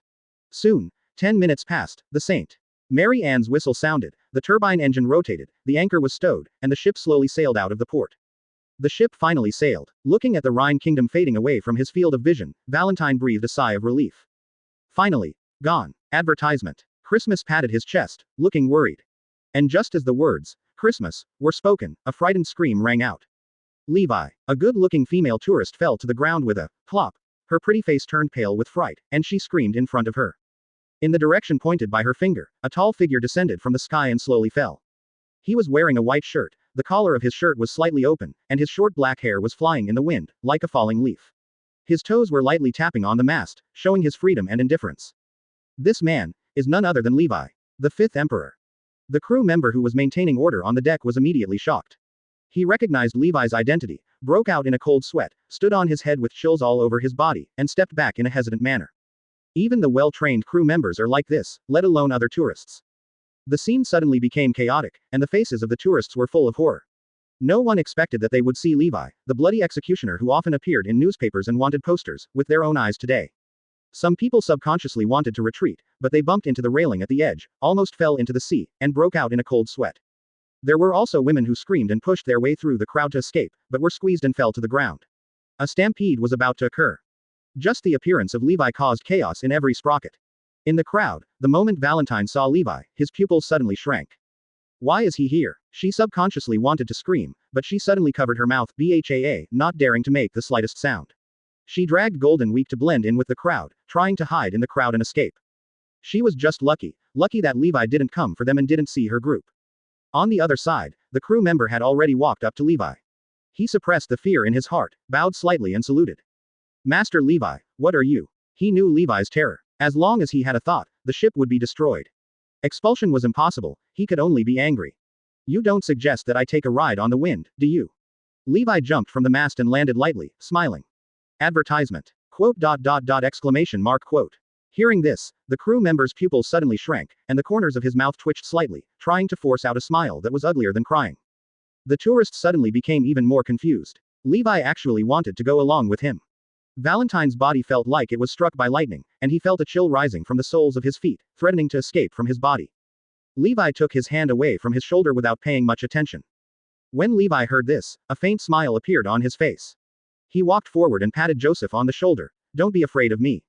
I only kill those who target me. You can sail the ship safely. If there is any trouble with pirates, I will take care of you. I solved it for you. The devil who caused the drastic changes in the kingdom of Rhine is right in front of him. Tens of thousands of people died in his hands this time alone. The people on his cruise ship are nothing in front of Levi. Rapid footsteps sounded. He knew that ordinary people could only understand him through newspapers and bounty orders, and these two happened to be channels that the world government could control. Next moment. Thinking of this, Joseph became even more afraid, lowering his head and never daring to look into Levi's eyes. Trademark woo woo woo. Levi looked through the crowd and looked at Valentine, who was quietly retreating. Captain Joseph walked up quickly, with a frightened and apologetic smile on his face, and hurriedly said, Master Levi is naturally welcome to take the ship at any time. We have good wine and food on this ship. You can taste it at any time. We will also serve you. You prepare the best room. This moment. What's more, this is not wrong at all. The blood on Levi's hands now is enough to be called a devil. But inside, he was so frightened that his whole body was trembling. It is too easy for the world government to discredit itself. When the world knows the word Levi, they will only think that he is a big devil. No matter how you explain it, it is useless. Many people collapsed on the ground, looking at Levi in fear. Yes, Joseph looked grateful when he heard this, nodding and bowing towards Levi. And at this time, Chapter 119. Draw what you see and hear, please subscribe. Catching Levi's gaze, Valentine felt great fear in his heart. At this moment, she knew that Levi was coming for them and there was no way to retreat. Click. Almost at the same time, Levi took steps towards Golden Week. There was a plain smile on his face. Little sister, we meet again. Valentine, Two Fingers, and Christmas all felt horrified. Under the high pressure brought by Levi, they almost subconsciously stepped forward in front of the Golden Week. Especially Valentine's movements were extremely fast. The first was to pull Golden Week behind him. Even though his body was wet with cold sweat, he still didn't take a step back, trying to protect Golden Week in front of Levi. All the tourists that Levi passed along the way retreated quickly, making way for Levi as quickly as possible, lest they themselves would be implicated. Odo. Joseph looked at everything and swallowed. He had the urge to look away. He couldn't bear to see the lives of several Golden Week people killed on the spot, with blood splattering on the deck. In Joseph's view, Levi's initiative to find Golden Week must be to kill people. This was also the thought in the minds of almost everyone present. Only one person is different. She is Golden Week. Golden Week pulled his lover's palm and said softly, Mikita, Dorothée, Zala, you don't have to be afraid, he won't hurt us, he has no intention of killing us. Valentine took a deep breath and looked at Levi. Little sister is right. If I really wanted to kill you, you would have died long ago. Levi smiled lightly and waved his hand. Hear this. The eyes of Valentine and others flickered. After all, they were crocodile subordinates before. They were once high-level agents and out-and-out murderers. They had seen a lot of bloodshed. There is no need for people like Levi to lie, not to mention that what he said is the truth. If you really want to do something, a few of your own people have already branched out, so why waste time? Thinking of this, Valentine and the others breathed a sigh of relief, feeling relieved. Levi didn't care about the change in their expressions. He walked slowly towards Golden Week. After Valentine hesitated for a while, he planned a way for Levi. Levi squatted down slightly so that his eyes were level with Golden Week, and a faint smile appeared on his face. Don't you know your name yet? Marion. Golden Week said calmly, facing Levi. She had no fear. Marion, you used to be crocodile subordinates, right? Levi said, looking up at Valentine and the others. Valentine's pupils shrank suddenly. Levi and Baroque works had never been detected, and they had never even been to Alabasta. How could they know these secrets? Advertisement. Unless, Levi has already observed them. Letting the fifth emperor pay attention to, is definitely not a good thing to some extent. At this moment, Valentine felt as if he was being watched by a demon, and his whole body was cold. Both of them pointed to Christmas, and they couldn't help but wonder if Baroque works had any grudges with Levi in the past. Don't be nervous, Crocodile and I have no grudges. Levi bowed his hand. He seemed to have read through several people's thoughts. How about we make a deal? With a faint smile, he continued to say to Marion, I can guarantee your safety, you don't need to be afraid, no one can take action against you. Even the world government can't arrest you, and you can do whatever you want, travel, open a coffee shop, whatever you want. Valentine and others were surprised. There is no such thing as a free lunch. Levi, what is the purpose of suddenly saying this? Just as they were thinking about it, Marianne said directly, what does this deal cost us? Do you want to work for you? Do you want us to go back to our old business? Foe. Levi shook his head. When Valentine and others heard this, they frowned slightly and became even more confused. Even Marion, who had always been calm, couldn't help but be confused at this time. At this moment, Levi's magnetic voice sounded. You just have to teach me how to draw. Levi looked at Marion with a faint smile on his face. As soon as these words came out, everyone present was stunned, not for anything else but because Levi's request was so unexpected. Just teaching painting can earn the protection of the fifth emperor.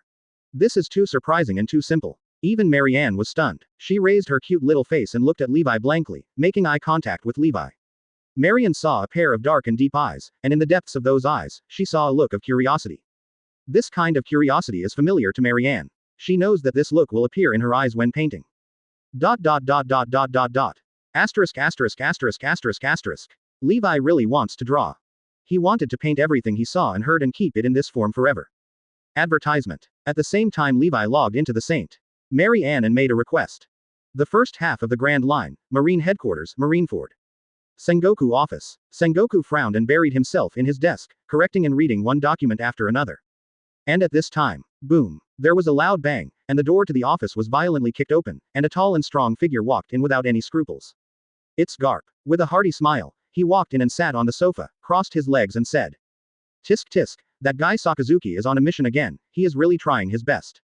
It can only be the fifth emperor, Levi, who crippled Sakazuki in that battle. ... And who this inner demon is, it goes without saying and can be guessed. ...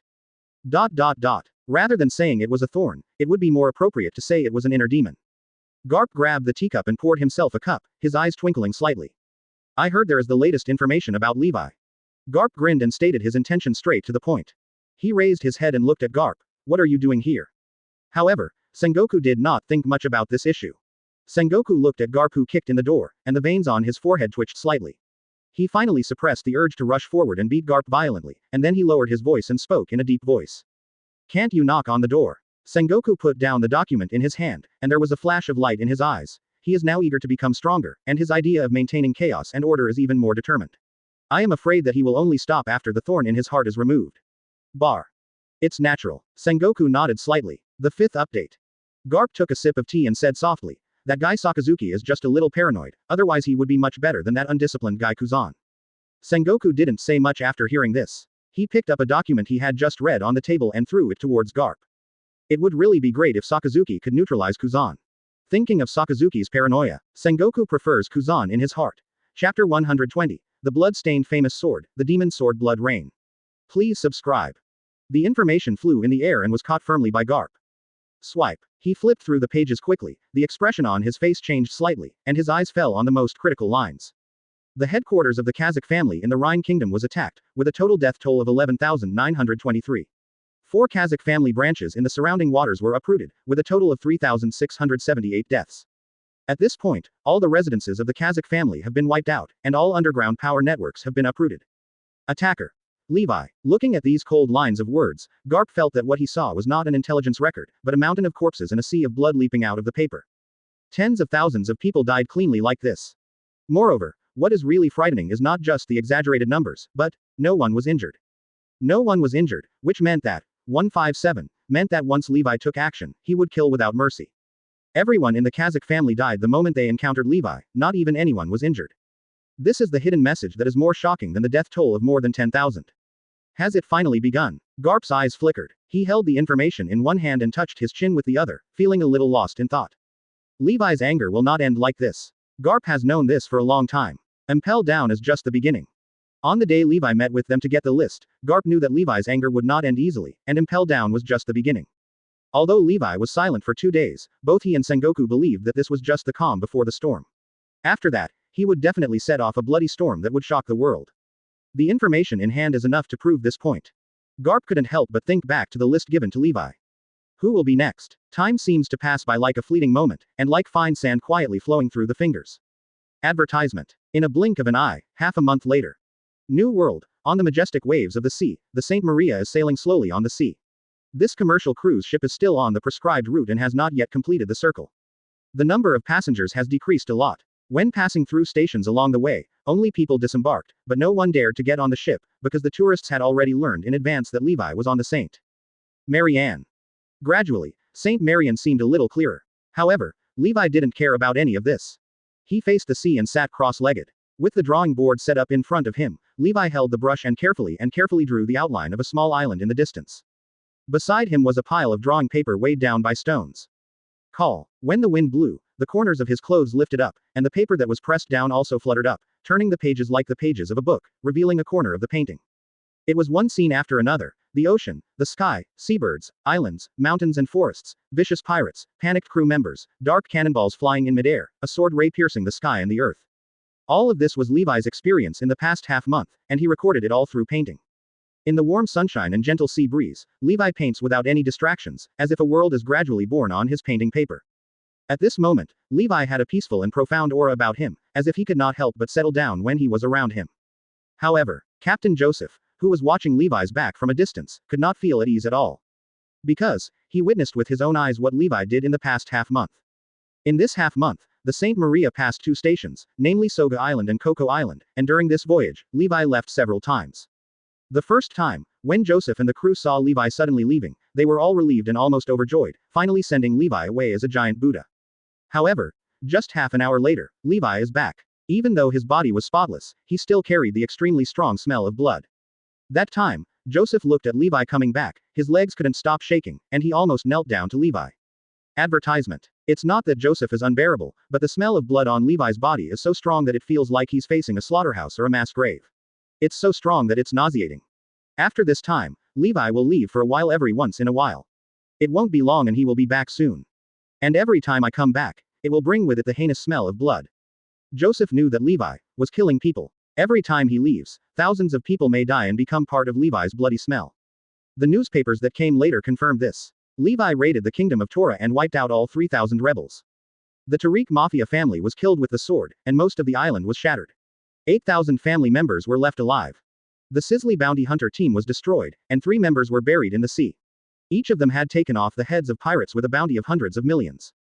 Levi is causing a terrible disaster in the New World. It can range from a small organization of 3 or 4 people to an underworld force with tens of thousands of people.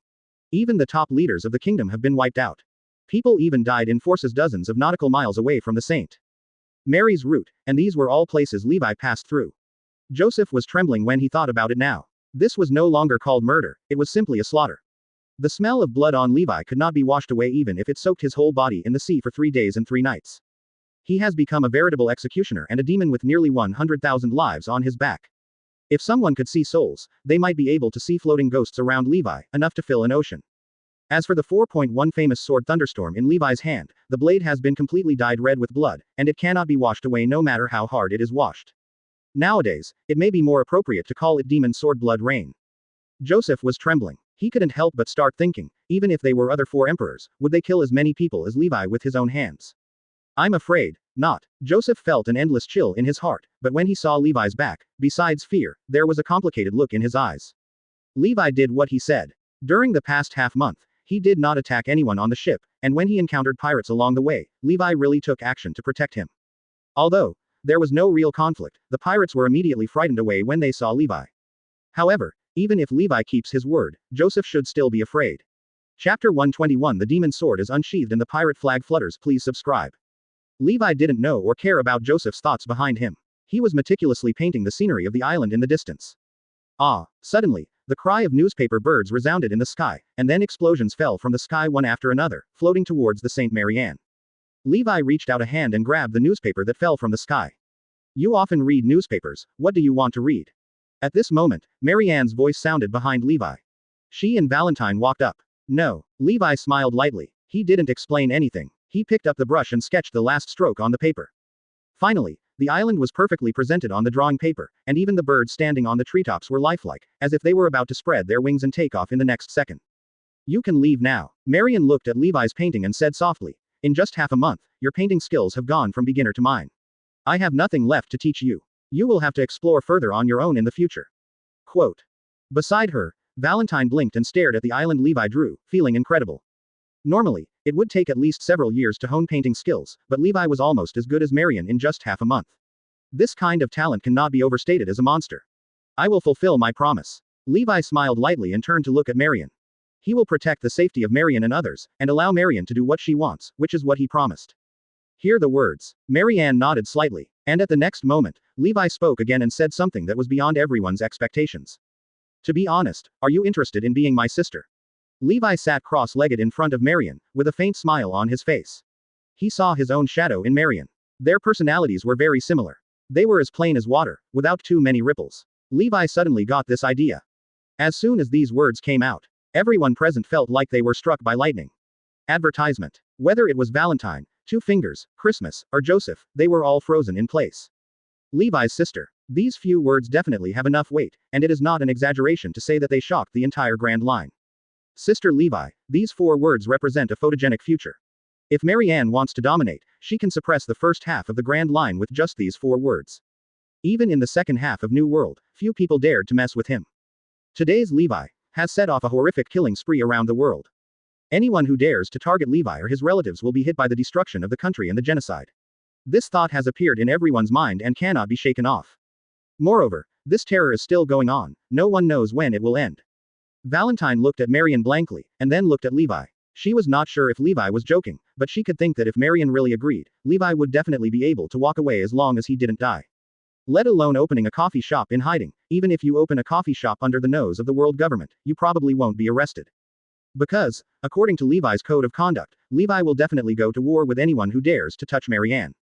There are not many people in this world who can withstand Levi's anger. The petite Marianne became the focus of everyone's attention at this moment, and everyone took a breath, waiting for her answer.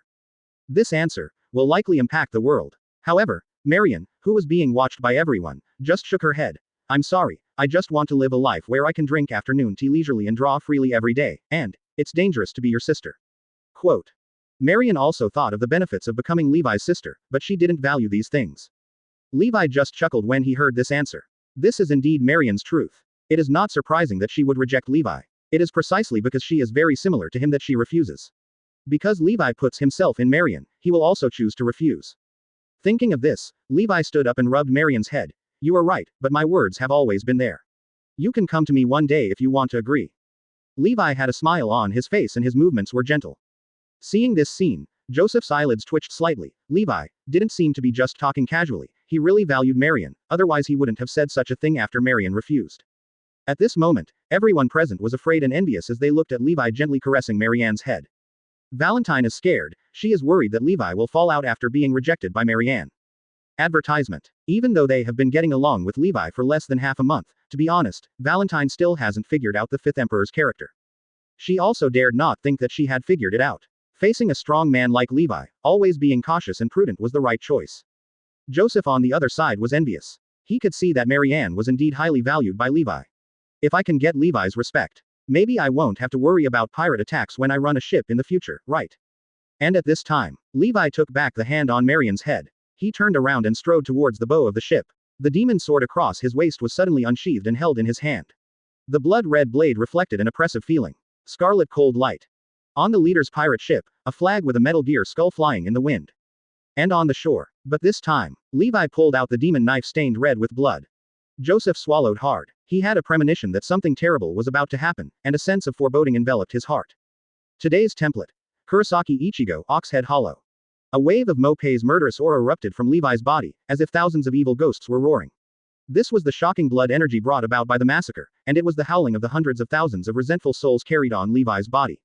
Some interesting new people. 7 or 8 pirate ships were ready, with pirate flags flying in the wind, making a hunting sound.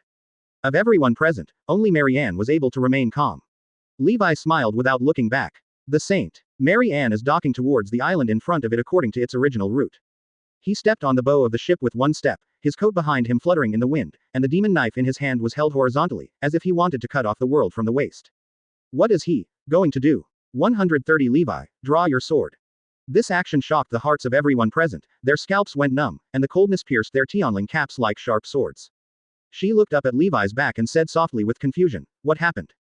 Joseph had witnessed Levi leaving the ship several times to kill people, but those times, Levi did not draw his sword, but left directly. Chapter 122 The extremely evil era is trembling, and the tarot cards spontaneously ignite. Please subscribe. The Saint. Marianne was slowly approaching the shore, and a pair of red eyes suddenly opened.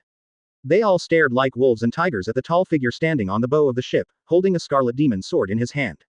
He came. With that said, Chang. Both long knives were unsheathed at the same time, the blades reflected cold light, and the murderous intent was fierce. Time goes back half an hour. On the shore of this island, pirate ships are sailing from different directions. They are riding the wind and waves, and they are coming menacingly. The pirate ship that bore the brunt of the attack had a pirate flag with a Metal Gear and skull on the mast. This is the Kid Pirates. After that, pirate groups famous in the New World are sailing in. Kid Pirates, Broadcasting Pirates, Hawkins Pirates, Flame Tank Pirates, Ring-Breaking Monk Pirates. They exuded a ferocious aura and formed a powerful force. The pirates they passed along the way retreated 3 feet to avoid their sharp edges, while ordinary people trembled and stayed behind closed doors. They are the source of cholera in the New World, the symbol of what the evil era will bring, and the rising supernova stars. Rumble. The waves crashed onto the shore, and the birds roared endlessly. The Kid Pirates had already arrived at the shore first, and Captain Kidd stepped down in one step and stepped on the shore. He looked at the pirate ships approaching the coast one after another, and the corners of his mouth cracked in an arc, full of excitement and bloodlust. This battle, even if you bite off a piece of flesh from that person's body, you can do it, right? The radio pirates arrived at the same time as Kidd said these words. Apu jumped off the ship, his long and narrow arms swinging slightly. Bah, Kidd, I won't argue with you this time. Since you organized this trip to hell, I'll let you direct the battle. Apu's tone is weird, with a rap style. When he speaks, his pupils are trembling slightly, showing excitement and fear. We are going to fight that man. No matter we win or lose, we will become famous, right? They gather here and are about to fight Levi, the most powerful and vicious 5th emperor in the world, known as the Evil Ghost. Advertisement. This made Apu tremble, and his whole body was shaking due to excessive excitement. At this moment, the broken monk pirates arrived, and the Captain Yoroge, who had small white wings behind his back, suddenly said. No, if we win, we will be famous all over the world. If we lose, we will be buried under the sea and become a joke and be published in newspapers. He walked off the boat and stared at Kidd without much expression on his face. Kidd and Yoroge looked at each other, and the corners of their mouths cracked, but there is still enough hope, right? Otherwise you wouldn't come. As he said that, he was facing the blue sea, and the smile on his face became more and more crazy. What's more, there is nothing in this world that you can reach out. As you said, if you win, you will be famous in the world, if you lose, you will die. So simple. At the same time, the flame tank pirates arrived. Capone Beige, who was chewing a cigar and carrying a strong Italian mafia temperament, said, everyone is here. Kidd nodded lightly. Except for Luo, Bonnie, and can 4 emperors also have a try? After saying that, Kidd glanced at the coast not far away.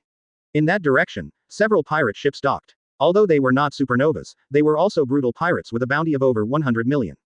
As for Luffy, he was ignored by Kidd and others. After beating celestial dragons in the street, Straw Hat Crew was slapped away by a bear.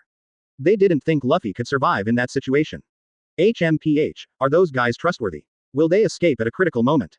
Beige looked at the pirate groups, took a puff of his cigar, and his tone was not very kind. Hear the words. Kidd laughed strangely. Hey, these people are all people who have targeted Levi before. As soon as these words came out, the expressions of several people present changed. Everyone knows that Levi has set off a killing spree in the world. Anyone who has ever targeted him will be punished all the way, and he will eradicate them all. If one person in the family takes action, the entire family will be destroyed.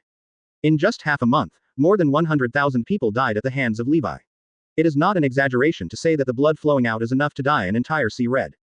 And these pirates who have taken action against Levi must face Levi's liquidation. They have no way out. Bej took a deep breath on his cigar and felt relieved. For these pirates, they only have this chance to overthrow Levi with the supernovas, otherwise they will only die. And just at this time, the fishman responsible for the investigation swam over from the distant sea, and he was shouting loudly. Here he comes, he comes. The fifth Emperor Levi is here. Advertisement. This moment, all the supernovas trembled, and they raised their heads in unison and looked at the sea in the distance. The huge commercial cruise ship Saint Maria slowly emerged from the sea in the distance and gradually sailed towards the coast. And on the bow of the Saint Marianne, a tall figure stood in the wind. His existence is like a mountain that suppresses the world. No one can cross it, blocking everything. In his hand, he held a scarlet demon sword that was almost oozing with blood. The murderous intent soaring into the sky was like a vast river rushing in all directions. The sea water was unstoppable and even the scorching sun seemed to have cooled down and was exaggerated. Scarlet color. Levi, he's finally here. Just looking at him, my blood seems to be speeding up. Bej took a deep breath from the cigar, threw it on the ground and stamped it out. Drops of cold sweat were flowing on his face. Now, the results are finally coming out. This is the Emperor of the Sea. And at this last step, when Hawkins was about to learn the results of the divination, all the tarot cards suddenly burned. Levi has not yet approached, but it has already brought an extremely strong oppression and killing intent, as if what is coming promisingly is not a person, but a mountain of corpses and a sea of blood. Facing such an enemy, Bej had to tremble. This was the instinct of living things. It was like being stared at by a ferocious beast. The great sense of crisis constantly stimulated his nerves. This is an extremely weird scene. There is obviously no external force, but the tarot cards are ignited at this moment, turning into balls of flames and quickly turning into ashes. Kid stared at Levi's figure, his eyes widened slightly, and goosebumps all over his body. From the beginning, he was predicting the outcome of this battle. That's Levi. Today's most powerful emperor is an evil man who can frighten the world just by his name. Hawkins' eyes suddenly shrank. Dipey. On the side, Hawkins, who had never spoken a word, looked at Levi's figure, the movements of his hands paused slightly, and the tarot cards couldn't stop trembling. Oh, and this stimulation also made Bej feel intensely excited. See this scene clearly. Chapter 123. The day of killing the Emperor is today. Please subscribe. Stab. In the blazing flames, the tarot cards were devoured bit by bit, turning into black ashes and falling down. Hawkins' pupils shrank into needle shapes. This is the first time he has encountered tarot cards spontaneously igniting since he started to contact divination. The unprecedented strange scene instantly made his whole body cold, and a great ominous omen enveloped him. Captain, what will be the result of taking it? On the side, a subordinate in a cloak walked up. His face was very nervous, and he wanted to know a reassuring result. However, Hawkins just shook his head. No, this divination, there is no result, I can't see the result. He looked at the tarot cards that turned into ashes, his tone was very low. Kid glanced at him without paying much attention. At this time, no matter what the divination result was, it could not affect their desire to fight and their high morale. Hawkins was silent for a moment. He looked at Kid and the others and said in a low tone, I have a bad feeling. This is the first time I have encountered a spontaneous combustion of tarot cards. We must be very careful with Levi. 013. Hey, we know it without you having to tell us. Bej said without looking back, his eyes always staring at the approaching Saint Maria on the sea in the distance. Levi's figure stood tall, making everyone tremble. This is a terrifying man who is so powerful that people cannot take their eyes away. Don't come here if you are timid. Kid said with a low smile. He seemed to be saying this to Hawkins, but also to himself. He took a deep breath, closed his eyes slightly, and gradually stabilized his trembling arm muscles. Next moment, Kid opened his eyes, the scarlet light in his pupils flashed away, and the ferocious aura of a pirate who was wandering between life and death burst out, and the trembling stopped. In his eyes, there is only crazy and excited bloodthirsty killing intent. The Saint Mary Ann stopped 100 meters away. Levi is only 100 meters away from them. The number one man in the world is right in front of you. Within reach. Advertisement. Kill. Kid's excited roar shook the sea. His eyes revealed a fierce light, and he raised his arms. Invisible magnetic force rippled out in the air. The metal that had been prepared on the pirate ship trembled slightly, and then they all came towards Kid. Kakakaka. The metal gathered on his hands to form a pair of huge mechanical arms that were dozens of meters long. Fifth Emperor Levi, let me see how strong the Sea Emperor is today.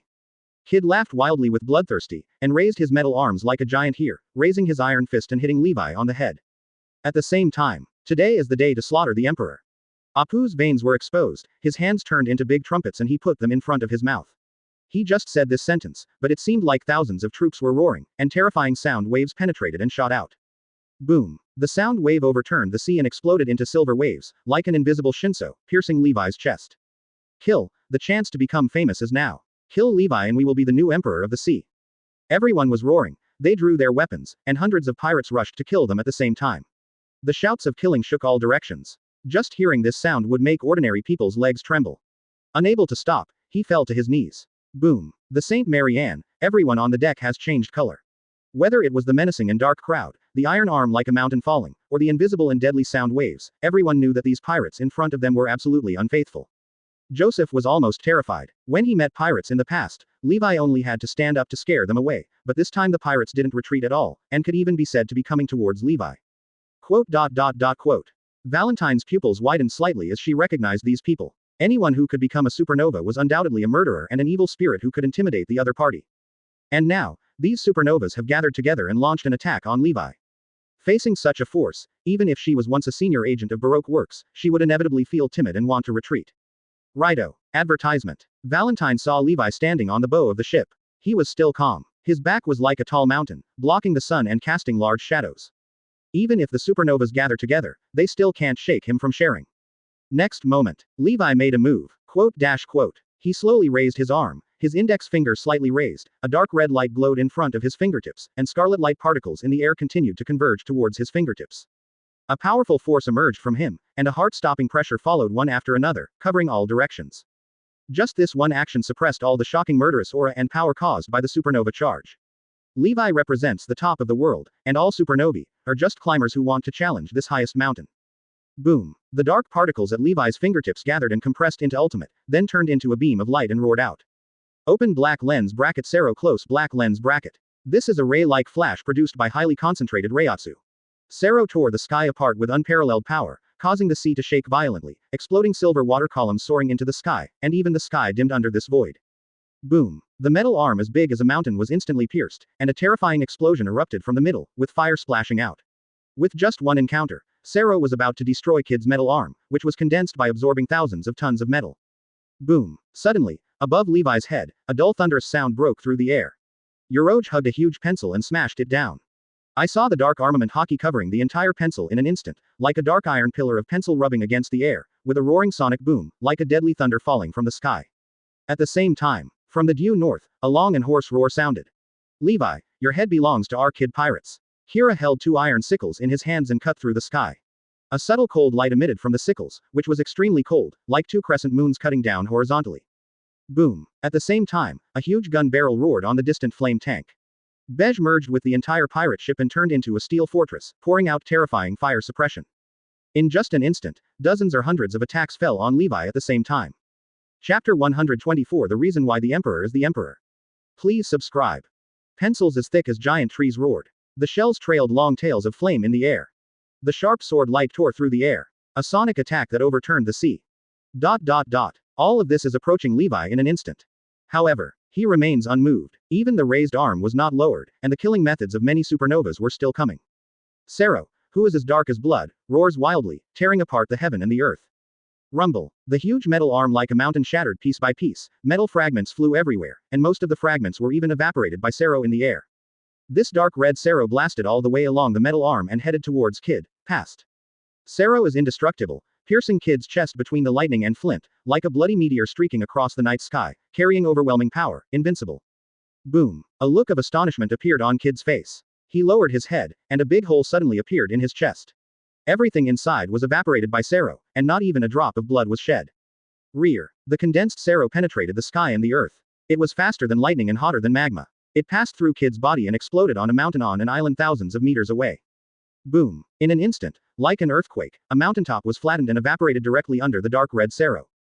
This scene, which was more horrifying than a natural disaster, should have made countless people tremble, but at this time, no one paid attention at all, and no one even paid attention to Kid's injuries.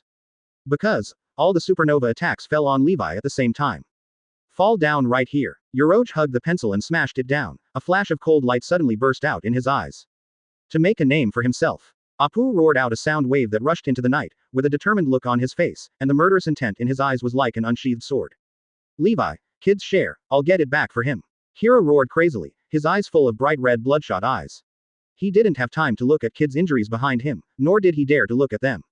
He knew that if he took a blow from the fifth Emperor Levi head-on, Kid would end up, either dead or seriously injured. But it doesn't matter, as long as Levi dies here and slaughters the Emperor, all of this will be worth it. Advertisement. Rumble. The large cannonball fired by Bej is about to explode at Levi's feet. Dozens of pirate subordinates under Supernova rushed towards him with swords and swords flashing. ... All attacks fell suddenly at the same moment. Valentine's eyes suddenly shrank. She stared at this scene. This was the collision between the new generation and the strongest person in the world. It made people have to widen their eyes. They couldn't miss it for a minute. However, in the next second, everyone around Levi stopped at the same moment. Even the weapons swung into the air and the speeding shells stopped in an instant. Time seems to stand still, and the picture suddenly freezes. No, this is not really a time stop. But, at this moment, a terrifying and boundless Reiatsu erupted from Levi's body. The Reiatsu condensed and roared, and a force more terrifying than gravity acted on a 3-meter range around him. Everything has been suppressed, and we can no longer move forward and share. Good energy, newcomers. Levi suddenly raised his head, scanning everyone with a pair of dark eyes, and anyone he looked at could not move at all, and his body could not stop shaking. At this moment, great fear appeared in everyone's heart. What kind of power is this? Bej's eyes widened as his body turned into a battle castle in the distance, and this thought appeared uncontrollably in his eyes. The next moment, boom, Reiatsu turned into reality, and the terrifying dark red Uzumaki erupted around Levi, sweeping everyone around him into it. Bej's cannonballs and Apu's sound waves were like muddy cows entering the sea, failing to create even a ripple. At this moment, a heart-stopping aura suddenly filled the air. All the pirates wanted to retreat at this moment, and even had a strong desire to vomit in their hearts. Among Reiatsu Uzumaki, Levi's body can be faintly seen, pulling out a terrifying afterimage. This is the ultimate movement method that explodes after compressing Reiatsu to a point, which is similar to teleportation. It's called ring. Boom boom boom. Advertisement. A trembling muffled sound erupted in Reiatsu Uzumaki, and the dark red figure transformed by Levi was like lightning, flashing past at an incredible speed, stopping briefly in front of everyone. Please give me flowers. And all this happened in just 1 second.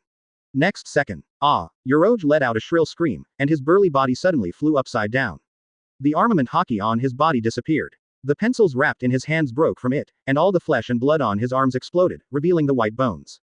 This is not the end yet. Dark red Reiatsu swept up from his arm and spread all over his body, all the flesh and blood disappeared wherever it passed, like a meat grinder.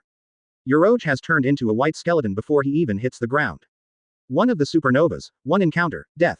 At this moment, there was blood rain in the sea here, dyeing the sea red. And in the rain of blood all over the sky, Levi stepped on the sea, floating in a strange posture. The blood dripping down could not touch him at all. When it was about to contaminate Levi, it was naturally evaporated by Reiatsu.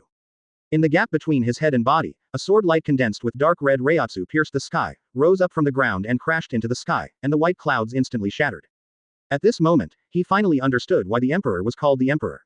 There were so many people in this era, but only 5 emperors ruled the world. Even the world government was helpless. Is fear. Is this the strength of the Marine coalition led by Admiral, who nearly wiped out 2 people? Bej's eyes widened, and his huge body that turned into a battle fortress was trembling. Poof! Hira leaned back, his head separated from his body, and blood spurted out from the fracture, like a spring, instantly dyeing the sky and sea red. Only the demon sword in his hand was bleeding. Levi, still spotless. The siege of Supernova was torn apart by Levi in the most brutal way in the blink of an eye. Among them, the 5th Emperor Levi is the most terrifying. Emperors are all monsters. This time, it's no longer the excitement of fighting. The 5th update. The bodies of dozens of pirates were like firecrackers, and they were all blown up by Levi at the same time. And this is just the beginning. Chapter 125. The Fallen Supernova. The Emperor's position is unshakable. Please subscribe. Crash. The splashing blood fell from high in the sky and became a drop of blood rain, sprinkling on Kid's face. Kid was lying on the beach in a large shape. He could no longer feel his body. He could only vaguely feel the warm liquid on his cheeks. That's Hira's blood. In the air, Hira's chopped off head fell into the distance in a parabola. Kid lay on his back and saw Hira's death clearly. However, there is not much resentment in my heart.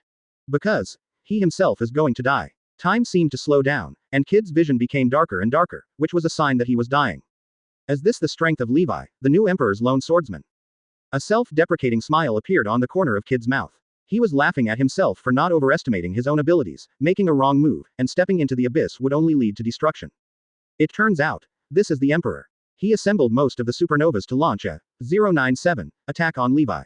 To Levi, all this was just a newcomer's play, and he was not even qualified to take it seriously. It's nothing to worry about. Insignificant, like an ant, just playing house. Don't give up. You might be able to defeat him with that thing. Suddenly, panicked shouts reached Kid's ears. This is the voice of the knife pirates, who once provoked Levi and formed a grudge against Levi. Kid doesn't know what the other party's secret weapon is, and he doesn't want to know. This moment, he stood up suddenly, as if he was having a flashback, his eyes were filled with vitality again, and he stared at Liuqi. In the distance, the sea surface turned blood red, and blood rain fell in the sky. Levi steps on the sea and stands in the rain of blood, spotless.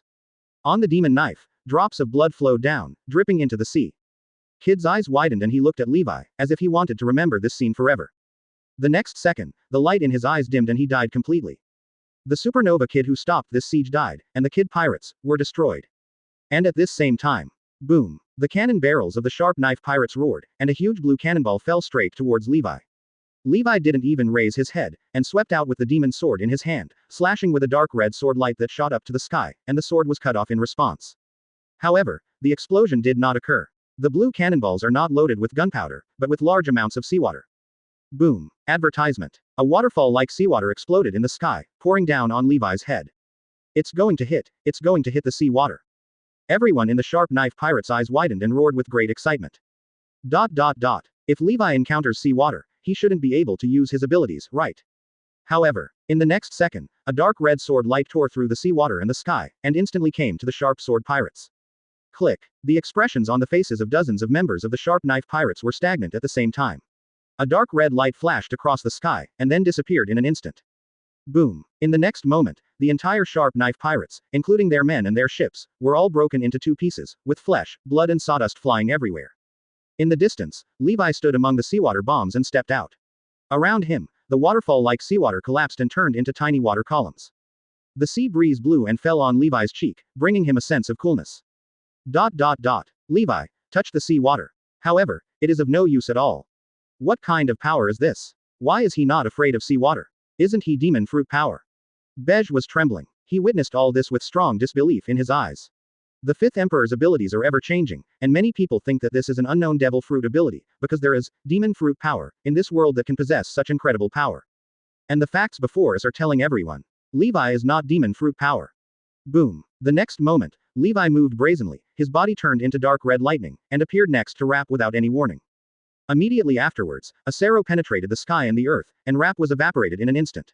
Even the broadcast pirates around him were all enveloped by Sero, and not a drop of residue was left. Boom. The next moment, Levi raised his hand, and the huge Reiatsu was compressed on his sword. He slashed out with one sword, covering a kilometer range, and swept towards the distant coast in an instant. Rumble. Wherever the sword light passed, the surface of the sea cracked and was forcibly severed by the sword.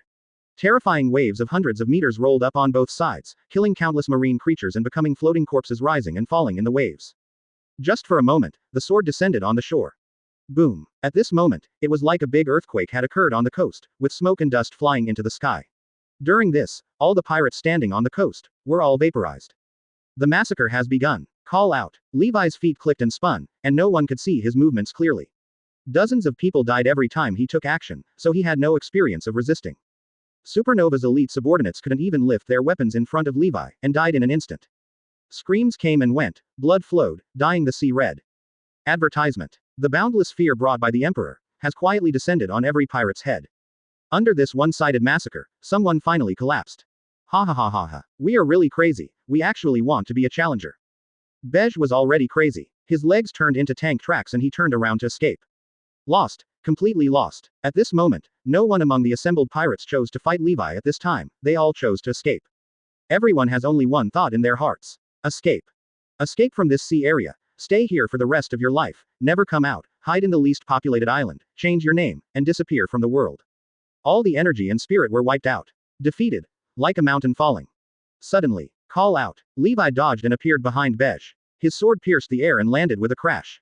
No. Feeling the chill coming from behind, Bej suddenly turned around, his eyes suddenly widened, and his begging for mercy stopped abruptly as soon as he left his mouth. F.O. From the time the pirates began to escape, to now, within a few tens of seconds, corpses were soaked in the sea water, and there were even too many people who couldn't even leave their bones behind. Chang, I didn't take action against you, can you? Die cleanly. At this point, the assembled supernovas, the alliance to encircle and suppress the Emperor, were completely destroyed. At this moment, among all the pirates, only the last one is left standing, he is Hawkins. Levi doesn't even need to move, standing still and blooming Sero on his fingertips is enough to kill anyone. The rats that fled in panic were rats after all. The only thing they faced was death. The sword light flashed past. However, Levi stepped on the sea, holding the demon knife, and walked towards him step by step. The dark red sword light flashed past. Die, die, die. Beige breaks in two. A blood line appeared between Hawkins' eyebrows, and bright red blood spurted out. Pap, Hawkins' voice was trembling, and he wanted to beg for mercy. Chapter 126. Corpses everywhere. Levi seems to be a newcomer too. Please subscribe. Rumble. Levi stood above the sea, and the wild wind was howling. This space has released Sero so many times that there are still Reiatsu left in the air, shaking out layer after layer of shock waves, which is very scary. The sea dyed red with blood was set off by the shock waves again and again, sending out waves of bright red waves. However, the strange thing is that all the wind pressure naturally dissipated the moment it approached the Saint Mary's. This allowed the Saint Mary's to just rise and fall with the waves and not be stirred by the violent wind pressure. This is Levi's deliberate control. Nah, Hawkins. Blood flowed down the blade of the demon knife. Levi looked at the dead but still standing Hawkins in front of him. He raised the demon knife and wiped away the blood on it bit by bit with Hawkins' lapel. It was this action that made Hawkins' body fall down and hit the ground heavily, and blood spread again. Levi's eyes were calm, and he returned the sword to its sheath, his expression 17 without the slightest wavering. Since you are here to challenge yourself, you must be prepared to die. Levi turned his eyes and looked not far away, where the corpses of pirates were lying everywhere. Sharp Knife Pirates, Rudolph Pirates, Kennedy Pirates. These names flashed through Levi's mind. His dark eyes were calm, staring at the corpses, and said softly, "It saves me the trouble of finding someone." These pirate groups were all on the list of people who must be killed, and they were also his next targets. However, he didn't expect that before Levi came to him, these pirate groups came to kill him on their own. Withdrawing his gaze, Levi turned around calmly and walked towards the St. Mary Ann. Let's find another dock. Levi climbed onto the deck and spoke calmly to Captain Joseph. This pier has been piled with corpses, and most of the coast has been broken, making it impossible for the Zemarian Security Bureau to berth. $3, $7. Advertisement. Joseph hesitated for a few seconds, then suddenly came to his senses, and nodded quickly in panic. Everyone on the deck, whether tourists or crew members, felt deeply frightened. Those terrible pirates died like this. The entire port and wharf has become a mountain of corpses and a sea of blood. It has become a hell on earth that makes people's hair stand on end at first glance. There is blood everywhere, corpses everywhere and broken bones everywhere. They once thought that Levi was going to kill someone when he left.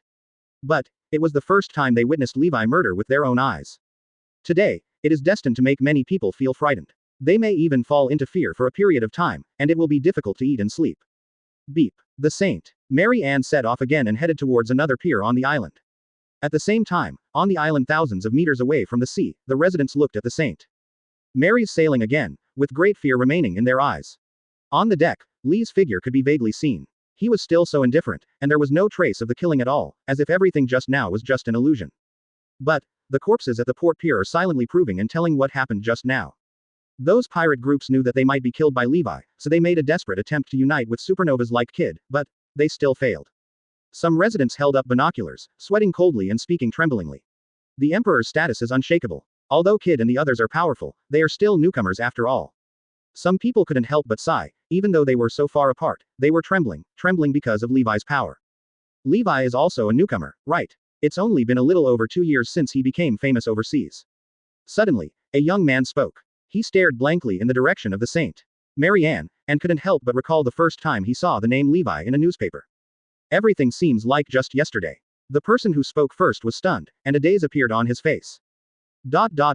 Yes, Levi has only been at sea for 2 years. If you really talk about newcomers, Levi may have been at sea for a shorter period of time than some people in Supernova. After a while, the man shook his head and sighed. Levi is a special case, so we can't count it like this. At this same time, advertisement. In the blue sky, a dexterous Cayenne flew by. It shuttled through the white clouds, passed through the lush jungle, and finally flew several thousand meters to a small mountain. Cayenne was hovering on the top of the mountain, and on the top of the mountain below, there was a CP agency wearing a white suit standing. He raised his hand, and Kyan slowly dropped it, standing on the palm of his hand. Immediately, the CP agency held Kyan with one hand and took out Kyan's eyes with the other hand. This is actually a sophisticated mechanical Kyan. The eyeballs that were dug out by the CP agency were ultra-high-power surveillance cameras. The camera clearly recorded the battle that turned the sea red. The next second, the CP agency flipped its wrist, took out a phone, and said in a hoarse voice, "Report to the 5 adults that Levi was found on Bubba's Island. He and Supernova." On the other side, the first half of the Grand Line, Naval Headquarters Marineford. 990 in the most famous noodle shop in Marineford, 2 figures can be seen sitting on the seats, eating soba noodles one after another. These 2 people are none other than Sengoku and Garp. The soba noodles here are still as delicious as ever.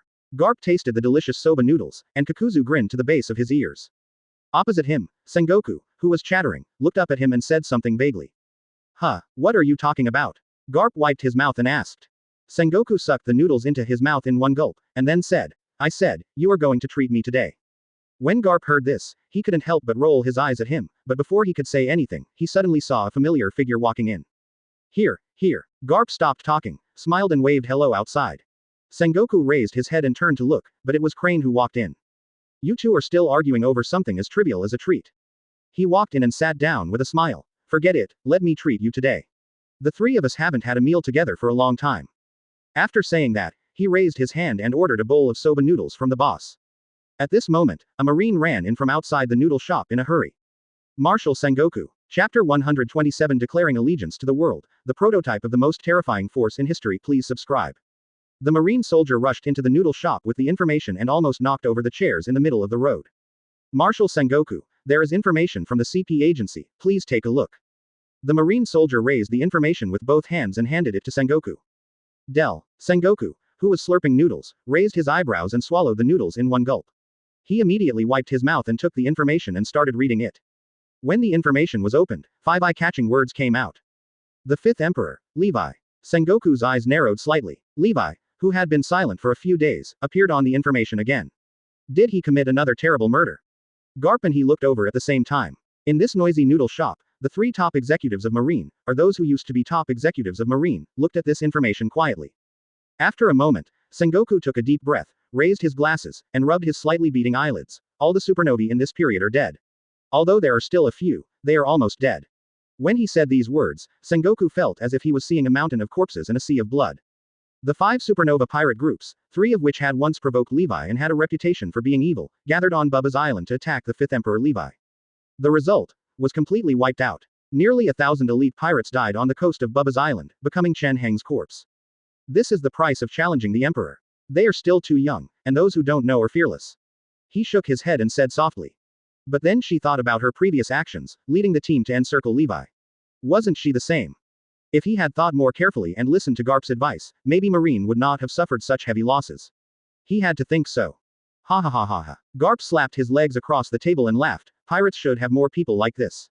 They all run recklessly to kill Levi, and then Levi kills them all. In this way, the sea will be clean. Hearing this, Sengoku couldn't help but rolled his eyes. Garp said, "What are you dreaming about, old guy?" Even though he said this idea did arise in his mind. If that were the case, that would be great, they could all retire early. Advertisement. But this is just a thought, and it is unlikely to be realized. Sengoku tapped his fingers lightly on the table, and he spoke slowly. This time there are some people missing from his list. Next time they may. He stopped mid-sentence when another Marine walked in quickly from the door of the noodle shop. Is there another information coming? This is too often. Sengoku's eyes flashed slightly. Sure enough, as soon as the Marine soldiers arrived at Sengoku's side, they immediately gave a military salute and reporting to Marshal Sengoku, the intelligence agency has just sent the latest news. You say. Sengoku looked around and made sure that there was no one else and that the information would not cause a stir before he spoke. Street, known as the Queen of the Pleasure District, launched a surprise attack on the 3 underworld families of Scott, Iron Lion, and Lawrence last night, killing everyone in the 3 underworld families through genocide. Time to complete the annexation. At this point, the Marine intelligence officer took a deep breath, and a look of uncontrollable horror appeared on his face. And Stacy announced her allegiance to the 5th Emperor Levi. The extermination and annexation is Levi's order. These 3 mafia families will become Levi's territory in the future. Quiet. Inside the noodle shop, there was silence for an instant. The expressions of the 3 Sengoku people changed drastically. This news is too terrible, and its impact on the world is far more profound than the death of most supernovae in Levi's hands. The three major underworld families, Scott, Iron Lion, and Lawrence, were wiped out overnight, and tens of thousands of people must have died. Among them, the Iron Lion family was a huge underworld force that was famous in the New World and gave Marine a headache. However, that's not the point at all. The real point is, Stussy pledged allegiance to Levi. Sengoku and the others know what Levi's character is like. He is always alone, has no power, and is wandering, as if he has no big requirements for anything. But now, it's completely different. Stussy suddenly appeared and announced to the world that she had become Levi's person. From now on, both Stussy's own power and the three annexed underworld families will become Levi's power. Advertisement. And this is definitely just the beginning. There are still many underworld families on the bloody list. Stussy will show the world her iron-blooded skills and eliminate these 10 underworld families that appear on the list. Levi's power will continue to expand. This is absolutely unimaginable, and is more shocking and disturbing than anything that has happened before. Even though Levi didn't do anything with his own hands, the information behind Stussy's every move would scare too many people. Quietly, Levi changed. Garp's eyes widened, his mouth opened in surprise, and he even forgot to eat the noodles. His understanding of Levi seems to have changed. Garp doesn't know whether this is a good thing or a bad thing. What happened? He frowned. She was thinking about the reason behind this. Why did Levi suddenly change his behavior? Is it because of what the Kim pirates did back then? What did Levi realize? He couldn't be sure, and she couldn't figure it out. The thing that I least expected to happen happened. Sengoku sighed softly, his expression solemn as never before. From today on, Levi will have his own power, and combined with Levi's own strength, this is the power that can overturn the world. Even better, this power far exceeds that of Whitebeard. Because Levi is still very young, even too young. He is only in his 20s and already has such combat power. Who can be sure whether Levi will become stronger in the future? But regardless of whether Levi becomes stronger or not, one thing is clearly certain, Levi still has at least 20 years left, not 30 or 40 years at the peak of his power. This is definitely the prototype of the most terrifying force in the world. At this moment, Marine intelligence personnel spoke out again. There is another piece of news that came from the CP agency. Stussy was originally an important member of the CPO, but now, she has rebelled. He spoke very softly and cautiously, as if he was afraid of disturbing the thinking of Sengoku and others. But the content of what he said made it impossible for anyone to stay calm. Chapter 128 The Meeting of the Strongest Men in the Old and New Worlds. Please subscribe. What did you say? Sengoku almost stood up from his seat. He never expected that Stussy, who swore allegiance to Levi, was originally affiliated with CPO. Stussy chose to betray the organization. This is unprecedented, and even before this a member of the CPO has never defected from the organization. It can be said that the defection probability of CPD is 0. It is precisely because of this that CPO is called the sharpest knife and the most perfect killing machine in the CP organization, because almost all its members have been trained since childhood and are wholeheartedly loyal to world government. But now, the 0 defection rate has been broken, and Stussy turned to Levi in front of Levi and the world government. Levi, how much magic power does it have? Can you make all members of the CPO rebel? Sengoku frowned and asked in a deep voice, have you found out the reason for the betrayal? There is currently no definite reason. The Marine intelligence officer paused for a moment. However, the CP agency speculates that it was the ambition in Stussy's character that prompted this incident. Ambition. Sengoku's brows furrowed even deeper. If Stussy really betrayed the CPO because of her ambition, it would definitely be the result that Sengoku didn't want to know. After the encirclement and suppression battle, why didn't Hanan 120 target Levi again? First, the price is unaffordable, and second, Levi is deemed to be of low risk. In layman's terms, Levi has no ambition. But now, Levi has a careerist with terrifying methods. A careerist who dares to betray even the CPO. Levi having someone like Stussy to assist him is definitely a sign of danger. No one can predict the next development of the matter. Thinking of this, Sengoku got more and more headache. He sat on the seat and kept rubbing his eyebrows. On the side, Crane and Garp were both thoughtful. Too many things happened today. Soba noodles are destined to be too much to eat, everyone needs to digest them well. The sun rises in the east and sets in the west, and the St. Mary's voyage never stops, even in the dark. A whole day has passed, and the St. Mary's has also left Bubba's Island and headed for the next stop. The midday sun was shining down, not too hot, but very warm. Even the deck was dyed with a light golden yellow, making it look very beautiful. Advertisement at this moment, Levi is sitting cross-legged on the deck, holding a paintbrush and swaying the paint as he pleases. Faintly visible, there are invisible transparent ripples spreading in the air. This is a movement that ordinary people cannot see, because this is a manifestation of the release of spiritual power.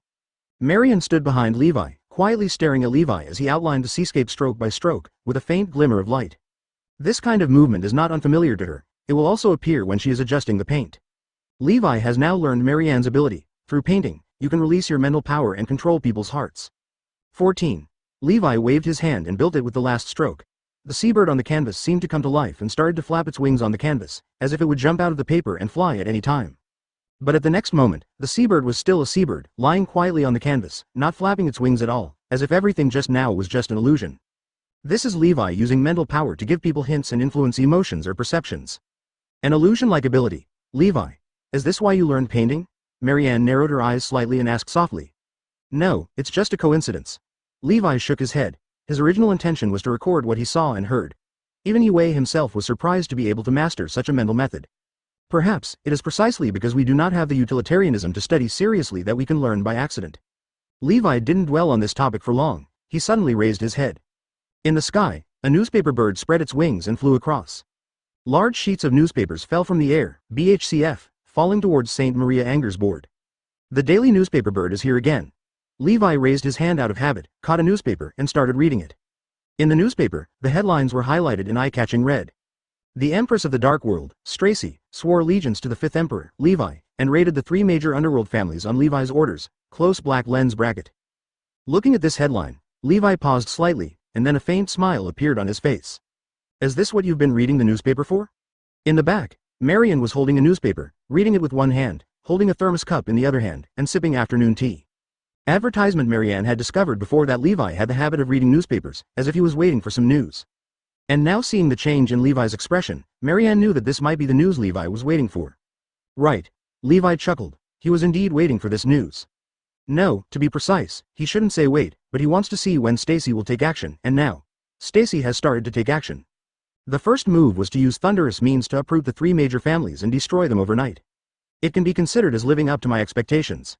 Levi smiled, put away the newspaper, looked at Marion, and said, I will let Stussy arrange for you to go to her subordinate's territory and open a coffee shop, so that your safety can be guaranteed.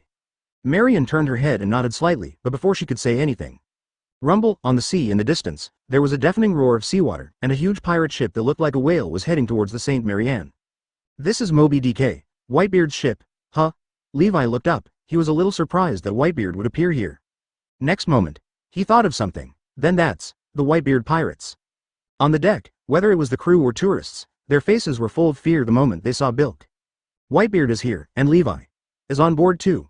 This is the meeting of the 2 strongest men in the world, old and new. Joseph's legs were trembling. He swallowed and stepped back. Now, he just prays that Levi and Whitebeard don't fight, otherwise the whole boat may be killed on the spot. The world's strongest man, old and new, is by no means a child's play. Next moment, Levi's body flashed and he leapt high into the air, the white coat behind him billowing like white clouds. With everyone watching, he landed lightly on the bow of the Moby DK. Chapter 129. Whitebeard kneels down. Please subscribe. Under the sun, all the crew members on the Moby Dick focused their attention on Levi. Levi's move was beyond everyone's expectations. Without any temptation, he took the initiative to land on the bow of the Moby DK, overlooking everyone from a high position. Is this absolute confidence in one's own strength? Everyone's complexion has slightly changed. Margau's eyes flashed as he thought of the meeting with Levi on Guard Island. Facing himself and Beckman, who represented the 2 Emperor pirate groups, Levi was completely unmoved. And this time, even if the entire white group comes, Levi is still like this. Gu la la la. In the distance, a burly and mountain-like figure straddled the steps boldly and grandiosely, its laughter rolling like thunder, making the air tremble with grief. He is the Emperor of the Sea with the support of the world's #1 man, Whitebeard. The new Emperor who will carry this era is younger than I thought. Whitebeard stared at Levi, a pair of tiger eyes flashing with brilliance. Levi, a little too young. This was the first thought that came to Whitebeard's mind when he saw Levi. Hear the words. There was a smile on Levi's face. He looked at Whitebeard and said with a smile, "You are pretty much what I imagined." "Oh, it's almost the same." Whitebeard supported his chin with one hand and held a large red wine bowl in the other hand, looking at Levi with the same smile on his face. "I'm old, but I still have some strength." Levi smiled flatly. As soon as these words came out, everyone in the Whitebeard pirates present changed their expressions. Everyone frowned, and their eyes changed when they looked at Levi. "Is this saying that Dad is weak? This 5th Emperor came to the Moby DK alone and dared to say such words. This is a huge arrogance." Diamond Josie's eyes flashed with anger, and he clenched his fists. In his opinion, Levi's words were an insult to Whitebeard, and he would not tolerate anyone insulting his father. In this brief moment, Henzi even had the urge to go up to Levi. But in the next moment, Whitebeard laughed, "Gu la la la." There was no anger on his face, but there was something strange in his eyes when he looked at Levi. "Levi, you have the same unruly attitude as Shanks." With that said, Whitebeard raised his hand to stop the angry people. Children, don't underestimate him, he is qualified to say this. Whitebeard had a smile on his lips. Levi is the 5th emperor today. It is not an exaggeration to say that he is the most powerful man. Such a man cannot be viewed from the perspective of a younger generation. Advertisement Whitebeard knows this very well, and he also knows that he is indeed old. He looked at the medical needles and other instruments inserted into his body, and a subtle smile appeared at the corner of his mouth. Hear Whitebeard's words. Josie turned his head away, not sure whether it was to divert his attention and anger, or because he didn't want to look at Whitebeard's aging body. Behind him, Margao bit his lip and clenched his hands behind his back. Whitebeard saw the children's actions. He didn't say anything. He just looked at Levi again and raised the wine bowl in his hand. Would you mind having a drink? Levi smiled lightly. He did not speak, but directly stepped down from the bow of the ship and landed in front of Whitebeard to express his meaning. Isn't it a coincidence that you came here? Levi sat down in front of Whitebeard. He took the large wine bowl from Whitebeard's hand, looked at Whitebeard, then looked at Margot, and chuckled. I told Ace you were worried about him. As soon as these words came out, the expressions of everyone present changed again. Ace. This name that they miss deeply, this companion that makes them extremely concerned and worried. Yes, Levi has been to Impel Down, he probably met Ace. There was uncontrollable excitement in Margau's eyes, and he couldn't help but ask, how is Ace now? Is he okay? Levi picked up the big wine bowl and took a sip. His Adam's apple rolled and the wine flowed down the corners of his mouth. Is it okay to be tied up? He chuckled, put down the wine bowl, and wiped the wine with his sleeve without any scruples. Finished. Levi looked at Whitebeard, waiting for Whitebeard to answer his question. This time, Bai Tuan came to visit. Why? Margau's eyes flickered, and he spoke for his father. It's not a coincidence, we are here for you. At this time, Whitebeard also put down the wine bowl. He looked at Levi, and a breathtaking light burst out from his old eyes. At this moment, Whitebeard no longer looks old. He seems to have become the strongest man without any pain, standing at the top of the world. I don't accept old age, and I'm not interested in your blood, but this time, I have to come to you. Whitebeard's voice shook in all directions, and as he spoke these words, the sea shook slightly, as if it was about to tremble and roll. For my blood? What if I don't hand it over? Do you do anything to me? Levi didn't look at Whitebeard, but looked up and drank, speaking vaguely. And just the next moment, he suddenly put down the wine bowl, his dark eyes squinting in all directions, and an inexplicable power surged through him, quietly flowing into the surroundings. The hearts of everyone in the white group suddenly sank. Josie's muscles trembled spontaneously, and his body instinct even made him unable to help but use his fruit ability at this moment. Advertisement. This is a kind of transcendent oppression. Just because of Levi's look, he felt a sense of crisis, and his body's instinct was reminding him to use the fruit ability. Please give me flowers. The rest of the Bai Tuan team felt as if they were facing a formidable enemy, as if they were being targeted by a wild beast at this moment, and their hearts could not stop being shaken. However, this pressure is only momentary. Almost in the next second, the pressure dissipated and everything returned to normal. Levi withdrew his eyes and raised his head to drink, as if it was just an illusion. But Margao knew that it was not an illusion, but a warning from the 5th Emperor. Now, any person or force who wants to target Levi will be eliminated by him. If anyone from the white group took action just now, Levi would not hesitate to break up and start a battle between emperors. We won't do anything to you if you don't hand it over. Margao looked at Levi and said sincerely. Levi didn't say anything, he just put down the wine bowl and looked at Margao, his eyes sweeping over everyone in the white group one by one. At this moment, Whitebeard spoke. He stood up, his body as tall as a hill blocking the sun. I told you that I am not interested in your blood. I came to you this time for the sake of my children. Whitebeard looked at Levi, and a complex look briefly appeared in the Emperor's eyes. Ace, he must be saved. Although I don't accept old age, I have to admit that my body is indeed old. If I lead the children to rescue Ace in this physical condition, there will definitely be losses. The complexity in Whitebeard's eyes disappeared. He said these words very slowly, like a kind and elderly father exhorting his children. Dad. After Margao heard this, his heart trembled, and he couldn't help but shout out. Dad, admit that you are old. Margao was so familiar with his father that he had even thought of what would happen next. He didn't want to see that scene happen before his eyes. Margao even wanted to rush forward and stop Whitebeard. Whitebeard turned his back to Margao and waved his hand. He looked at Levi and stood up slowly. For the sake of my children, I need your blood so that I can limit my losses. Whitebeard walked towards Levi step by step. His steps were extremely firm, and the sound of heavy footsteps echoed slowly on the Moby DK. At this moment, on the large deck, only Whitebeard's steady words and footsteps were left. I am willing to give everything I have, as long as you can give me blood. Whitebeard walked up to Levi. Plop, he actually knelt down. Please. Whitebeard lowered his head and uttered these 3 words in a low and serious tone. Chapter 130 Margao sheds tears, dashed hope, please subscribe. Plop. A muffled sound echoed across the deck. The world's #1 man, who always stood in front of the children and never took a step back, knelt down at this moment. He can never retreat for the sake of the children, or he can lower his proud head for the sake of the children. This is Whitebeard, the Sea Emperor who has no ambition for hegemony and only wants a family. Asterisk. Margau's body was trembling. He looked at Whitebeard's kneeling back and suddenly felt a sore nose. Once upon a time, he made up his mind to get Levi's blood for his father. But Margau later realized that he couldn't do it. Levi's existence is like a mountain that presses on everyone's head. He tries his best to just look up at it. If he wants to climb over it, it's impossible. And now, Dad himself ran away for Levi's blood. Margau felt that his heart was being cut by a knife. He once stood at the pinnacle of the times and the strongest father in the world. How could he kneel down for others? If you want to kneel down, then everyone kneels down. There is no reason why the child is still standing when the father is kneeling. Plop. Plop. The dull sounds formed a line. The entire white group knelt down towards Levi at this moment. Please. Holding back tears in their eyes, they said these two words to Rizu with great seriousness.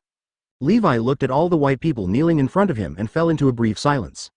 Finally, his eyes fell on Whitebeard, and after a long time he spoke softly. Newgate, if you want my blood, I can give it to you. As soon as these words came out, everyone present was trembling at the same time. Strong joy emerged in everyone's heart. Levi agreed. Margau raised his head, his eyes burst out with bright light, and a look of joy could not be suppressed in his eyes. This time, Margau came with the last hope. He had given up the idea after meeting Levi last time on Guard Island. But later, Margau saw the latest news about Levi and made Tracy swear allegiance. Advertisement. This means that Levi has his own power, and some of his ideas seem to have quietly changed. Margau tried his luck and mentioned it to his father, but he didn't expect that Whitebeard agreed after thinking for a while, and this was how he met Levi.